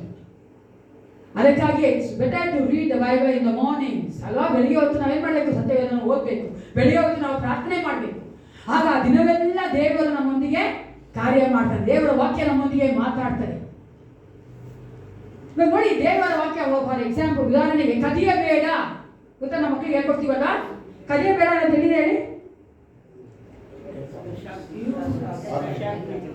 ಏಸಪ್ಪ ದಶಾಗ್ನಿ ಗೊತ್ತಿಲ್ರಿ? ಓ ಇನ್ಮೇಲೆ ಸಂಡೇ ಸ್ಕೂಲ್ ಸ್ಟಾರ್ಟ್ ಮಾಡ್ಬೇಕು ಅಲ್ವಾ. ನಾವು ದೊಡ್ಡವರ ಕರ್ಕೊಂಡ್ಬಂದು ನಿಮಗೆ ಸತ್ಯ ಹೇಳಿ, ಬೇರೆ ಬೇರೆ ತರ ಹೇಳಿ, ಒಬ್ಬರೇ ಹೇಳಿದ್ರೆ ಬೇಜಾರಾಗತ್ತೆ ಅಂತ ನಾ ಬೇರೆ ಬೇರೆ ಎಲ್ಲ ಪಿಕ್ಚರ್ ಬೈತಾ ಇದ್ದೀನಿ. ಸಂಡೇ ಸ್ಕೂಲ್ ಸ್ಟಾರ್ಟ್ ಮಾಡಬೇಕು ಅದು ಬೇಡ ನನಗೆ. ದಶಾಗ್ನಿ ಕಮಾಂಡ್ಮೆಂಟ್ ತಾನೆ, 10 ಕಮಾಂಡ್ಮೆಂಟ್ಸ್ ತಾನೆ, ಅದು 10 ಕಮಾಂಡ್ಮೆಂಟ್ಸ್ ಕದಿಯಬೇಡ ಅಂತಿದೆ. ನೋಡಿ, ನಾವು ಚಿಕ್ಕ ವಯಸ್ಸಿಂದ ನಮ್ಮ ಸಂಡೇ ಸ್ಕೂಲ್ ಮಕ್ಕಳಿಗೆ ಕದಿಯಬೇಡ ಕದಿಯಬೇಡ ಅಂತ ಹೇಳ್ಕೊಡ್ತೀವಲ್ಲ, ಅದೇ ದೊಡ್ಡವರಾಗ್ತಾ ಆಗ್ತಾ ಏನಾಗುತ್ತೆ ಅವ್ರಿಗೆ? ಕದಿಬಾರ್ದು ಅಂತ ಬಂದ್ಬಿಟ್ಟಿದೆ ಅವ್ರಿಗೆ. ಯಾಕೆ? ಅದೇ ಅವರಿಗೆ ನೈತಿಕತೆಯಿಂದ ದೇವರ ವಾಕ್ಯ ಹೇಳುವಂಥದ್ದು, ನಾನು ಏಸಪ್ಪನ ಮಗನೋ ಮಗಳೋ ಆಗಿರೋರು ಕದಿಬಾರ್ದು. ಅದೇ ರೀತಿಯಾಗಿಯೇ ಎಲ್ಲಾ ವಾಕ್ಯಗಳು ನಮ್ಮ ಹೃದಯದಲ್ಲಿ ಇರಬೇಕು. ಅವಾಗ ಏನಾದ್ರು ಒಂದು ಕಾರ್ಯ ಮಾಡಕ್ ಹೋಗ್ಬೇಕಾದ್ರೆ, ಓ ಇದು ಮಾಡಬಾರ್ದು, ನನ್ನ ದೇವ್ರ ವಾಕ್ಯ ಹೇಳಿದೆ, ನನ್ನ ಹಿಂದೆ ಅದು ನಾನು ದೇವ್ರ ಮಗಳು ಮಾಡಬಾರ್ದು. ಅದಕ್ಕೆ ಹೇಳ್ತಾರೆ ದೇವ್ರ ವಾಕ್ಯ ಅನ್ನೋದು ನಮ್ಮ ಒಳಗಡೆ ಹೋಗ್ಬೇಕು ಪ್ರಿಯರೇ. ಅನೇಕ ಸಾರಿ ನಾವು ದೇವ್ರ ವಾಕ್ಯ ಕೇಳಬೇಕಾದ್ರೆ ನಮ್ಮ ತಲೆ ಮೇಲೆ ಹೋಗ್ತದೆ. ಅನೇಕ ಸಾರಿ ಈ ಕಿವಿಲಿ ಹೊರಬಿಡ್ತದೆ. ತುಂಬ ಕಮ್ಮಿ ಪರ್ಸೆಂಟೇಜ್ ನಮ್ಮ ಒಳಗಡೆ ಹೋಗುವಂಥ. ಮತ್ತೊಂದು ಹೇಳಿ ನಾನು ಮುಗಿಸ್ತೇನೆ. ದೇವ್ರ ವಾಕ್ಯನ ನಾವು ಕೇಳಬೇಕಾದ್ರೆ ಬಿ ರಿಸೆಪ್ಟಿವ್, ಅಂದರೆ ತೆಗೆದುಕೊಳ್ಳುವಂಥವರಾಗಿರ್ಬೇಕು. ನಾವು ಈ ಲೋಕದಲ್ಲಿ ಪರಿಶುದ್ಧ ಜೀವಿತ ನಡೆಸಬೇಕಂದ್ರೆ ದೇವ್ರ ವಾಕ್ಯ ಬಿಟ್ಟು ಬೇರೆ ಯಾವುದನ್ನ ನಾವು ಪರಿಶುದ್ಧರಾಗ ಸಾಧ್ಯ ಇಲ್ಲ. ಆಮೇಲೆ ಅದಕ್ಕೆ ಯೇಸು ಕ್ರಿಸ್ತನ ಮಹಾಯಾಜಕನ ಒಂದು ಪ್ರಾರ್ಥನೆ ಮಾಡಬೇಕಾದ್ರೆ ಯೋಹಾನ ಸುವಾರ್ತೆ 15ನೇ ಅಧ್ಯಾಯದಲ್ಲಿ ಮಾಡ್ತಾನೆ, ಇವರನ್ನು ನೀ ಸತ್ಯದಿಂದ ಪ್ರತಿಷ್ಠೆ ಮಾಡು ಅಲ್ವಾ. ಕಾನ್ಸಿಕ್ರೇಟ್, ನಮ್ಮನ್ನು ನಾವೇನ್ ಮಾಡಬೇಕು? ಪ್ರತಿಷ್ಠೆ ಮಾಡ್ಕೋಬೇಕು ಪ್ರಿಯರೇ. ನಾನು ಹಳೆಯ ಎಲ್ಲ ಪಾಪವನ್ನ ಬಿಟ್ಬಿಡ್ತೇನೆ, ನಾನು ನೂತನ ಮನಸ್ಸು ಹೊಂದ್ಕೊಳ್ಳಿಕ್ಕೆ ನಾನು ಪ್ರತಿಷ್ಠೆ ಮಾಡ್ಕೊಳ್ತೇನೆ, ನಾನು ಪರಿಶುದ್ಧರಾಗಕ್ಕೆ ನಾನು ಪ್ರತಿಷ್ಠೆ ಮಾಡ್ಕೊಳ್ತೇನೆ. ನಾವು ಮಾಡ್ಕೊಳ್ಬೇಕು. ಅದಕ್ಕೋಸ್ಕರ ವಾಕ್ಯ ಬರಬೇಕಾದ್ರೆ ದಯವಿಟ್ಟು ತೆಗೆದುಕೊಳ್ಳಿ, ಅದು ನಿಮಗಾಗಿ ತೆಗೆದುಕೊಳ್ಳಿ. ಹೌದು, ಏಸಪ್ಪ ನನ್ನೊಂದಿಗೆ ಮಾತಾಡ್ತಾ ಇದ್ದಾನೆ, ಅದು ನಿಮ್ಗೆಲ್ಲ ತಗೊಂಡು ತೆಗೆದುಕೊಳ್ಳೋದು ಬೇಡ. ಯಾಕಂದ್ರೆ ವಾಕ್ಯ ಎಷ್ಟು ಯೂನಿಕ್ ಆಗಿದೆ ಅಂದ್ರೆ, ಅದ್ಭುತ ಆಗಿದೆ, ವಿಶೇಷವಾಗಿದೆ ಅಂದ್ರೆ ಅದು ಎಲ್ಲರೊಂದಿಗೆ ಮಾತನಾಡುವಂಥದ್ದು. ಆಮೇಲೆ ಅದೇ ನಾವು ಕೊಡುವಂತ ಈ ಸರ್ಮನ್ ಅಲ್ಲಿ ಅಥವಾ ಮೆಸೇಜ್ ಅಲ್ಲಿ ಎಲ್ಲಾ ಭಾಗ ನಿಮಗೆ ಆಗಿರಲಿಲ್ಲ. ಕೆಲವೊಂದು ಭಾಗ ನಮಗೆ, ಕೆಲವೊಂದು ಭಾಗ ಅವರಿಗೆ, ಕೆಲವೊಂದು ಭಾಗ ಅವರಿಗೆ ಅಲ್ಲ. ಅದೇ ನನಗೆ ಬರ್ಬೇಕಾದ್ರೆ ಆ ಭಾಗ ಏನ್ ಮಾಡಬಾರ್ದು?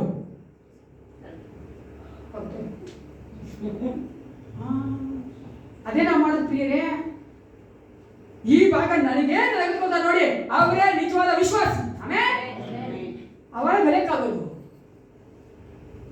ಊಟ ತಿಂತೀವಿ, ಹಾಲು ಕುಡಿತೀವಿ, ಜ್ಯೂಸ್ ಕುಡಿತೀವಿ, ಕೇಕ್ ತಿಂತೀವಿ, ಎಲ್ಲ ತಿಂತಾ ಇದ್ದೀವಿ. ಅದು ಜೀವನ ಆಗಿ ನಮ್ಗೆ ಶಕ್ತಿ ಕೊಡ್ತಾನೆ ಇದೆ. ಅದು ಸಂದೇಶ ಬರ್ತಾ ಇದ್ದೀವಿ, ವಾಕ್ಯಗಳು ಕೇಳ್ತಾ ಇರ್ತೀವಿ, ಆದ್ರೂ ನಮಗೆ ಶಕ್ತಿ ಬರ್ತಾರೆ. ಯಾಕಂದ್ರೆ ನನಗಲ್ಲ, ಕೇಕ್ ಬಂದ್ರೆ ಮಾತ್ರ ನನಗೆ, ಪಾನಿಪುರಿ ಬಂದ್ರೆ ನನಗೆಲ್ಲ ಹೋಗಿಲ್ಲ ಅಲ್ವಾ. ನನಗೆ ಇಷ್ಟವಾದ ಮಾತ್ರ ತೆಗೆದುಕೊಳ್ಬಾರ್ದು ಪ್ರಿಯರೇ. ದೇವರು ನಿನ್ನ ಆಶೀರ್ವದಿಸ್ತಾರೆ. ಈ ವರ್ಷ ಮನೆ ಕಟ್ಟ ಅಂದ ತಕ್ಷಣ ಎಸ್ ಈ ಸ್ವಾಮಿ ತಗೊಂಡ್ಬಿಡ್ತೀವಿ ನಾವು. ಏನು ಖುಷಿನೋ ಹೇಳಿದ್ರೆ ಒಂದು ಅಲ್ಲ ಫಾಸ್ಟ್ ಹೇಳಿದ್ರು, ನನಗೇ ಮನೆ ಕಟ್ತೀನಂತೆ, ಕಟ್ಟಿನ ಸಹ ನನ್ನ ಮನೆ ಅಂತ. ದುಡ್ಡಿಲ್ಲ, ಕಾಸಿಲ್ಲ, ಏನು ನಂಬಿಕೆ ಅದಂತೂ ಮೊದಲೇ ಇಲ್ಲ. ಏನು ಕಟ್ಟೋದು ಈ ಮನೆನ ಅಲ್ವರ? ಬೇಡ ಹಂಗಲ್ಲ ನಾವು ವಾಕ್ಯ ತಿಳ್ಕೊಂಡು ಆ ಭಾಗ ನನಗೆ ಅಂತ ಬಂದರೆ ಹ್ಯಾವ್ ಟು ಟೇಕ್ ಇಟ್. ನನಗೇನು ತಗೋಬೇಕು? ಆ ವಾರವೆಲ್ಲ ಏನು ಮಾಡಬೇಕು? ನನ್ನೊಂದು ಇದೇನು ಮಾತಾಡಿದಾನಪ್ಪ, ನನ್ನೊಂದು ಇದೇನು ಮಾತಾಡಿದಾನೆ, ನಾನು ಸರಿ ಹೋಗ್ಬೇಕು, ಸರಿ ಹೋಗ್ಬೇಕು, ಸರಿ ಹೋಗ್ಬೇಕಂತ ಬರಬೇಕು. ಅವಾಗ ನೋಡಿ ನಮ್ಮ ದಿವ್ಯ ಜ್ಯೋತಿ ಸಭೆ ವಿಶೇಷವಾದ ಸಭೆ ಆಗ್ತದೆ, ವಾಕ್ಯಾನುಸಾರವಾಗಿ ನಡೆಯುವಂಥ ಸಭೆ ಆಗ್ತದೆ, ಅನೇಕರಿಗೆ ಒಂದು ಮಾದರಿ ಆಗ್ತದೆ. ನಾನು ಎಲ್ಲರೂ ಮಾಡ್ತಾ ಇಲ್ಲ ಅಂತ ಹೇಳ್ತೀನಿ. ದೇವರಾತ್ಮ ಅನೇಕರೊಂದಿಗೆ ಮಾತನಾಡಿದ್ದಾರೆ, ಅನೇಕರು ಬದಲಾಗಿದ್ದೀರಾ, ಅನೇಕರು ಕಾರ್ಯಗಳನ್ನ ದೇವರ ಅದ್ಭುತವಾಗಿ ಮಾಡ್ತಾ ಇದ್ದಾರೆ. ಆದರೆ ನಾವು ಕೆಲವರು ಏನು ಮಾಡಬೇಕಾಗಿದೆ? ತೆಗೆದುಕೊಳ್ಬೇಕಾಗಿದೆ. ಎಲ್ಲರೂ ಎದುರು ನಿಂತ್ಕೊಂಡವರಾಗಿ ಪ್ರಾರ್ಥನೆ ಮಾಡಿಕೊಳ್ಳೋಣ. ಹಾಲೆಲೂಯಾ, ಸ್ತೋತ್ರ, ಥ್ಯಾಂಕ್ ಯು. ಪರಿಶುದ್ಧ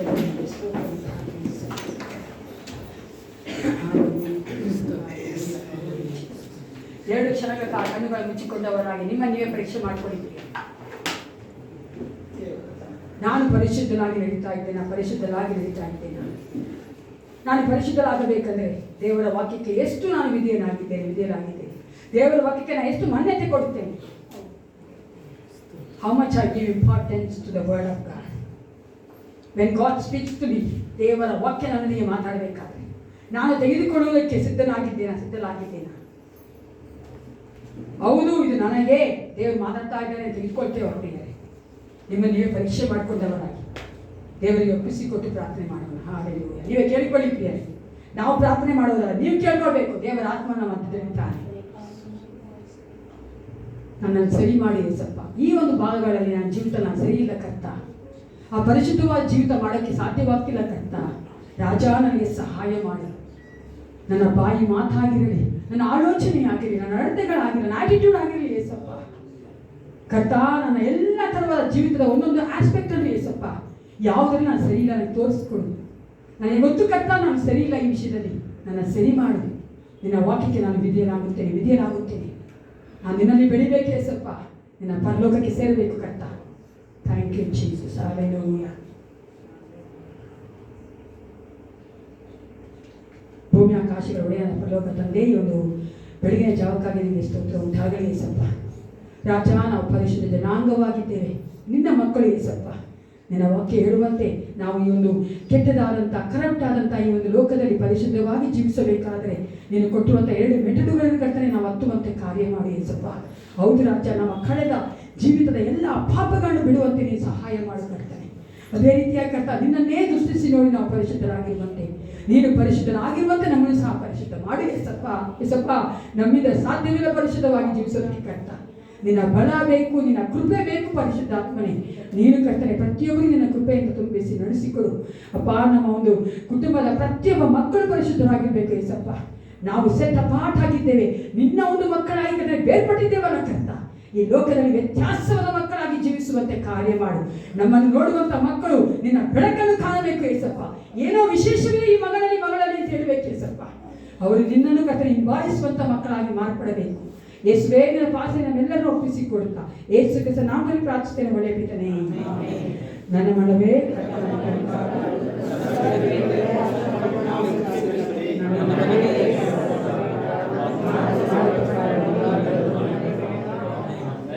ನಮ್ಮ ಕರ್ತನಾದ ಯೇಸು ಕ್ರಿಸ್ತನ ಕೃಪೆಯು, ದೇವರ ಪ್ರೀತಿಯು, ಪವಿತ್ರಾತ್ಮ ಅನ್ಯೋನ್ಯತೆಯು, ಶಾಂತಿ ಸಮಾಧಾನವು, ಐಕ್ಯತೆಯು ಸದಾಕಾಲವು ನಮ್ಮೆಲ್ಲರೊಂದಿಗೂ ಇರಲಿ. Praise the lord. ಯೇಸಪ್ಪ ನಿಮ್ಮನ್ನು ಆಶೀರ್ವದಿಸಿ ನಡೆಸಿ.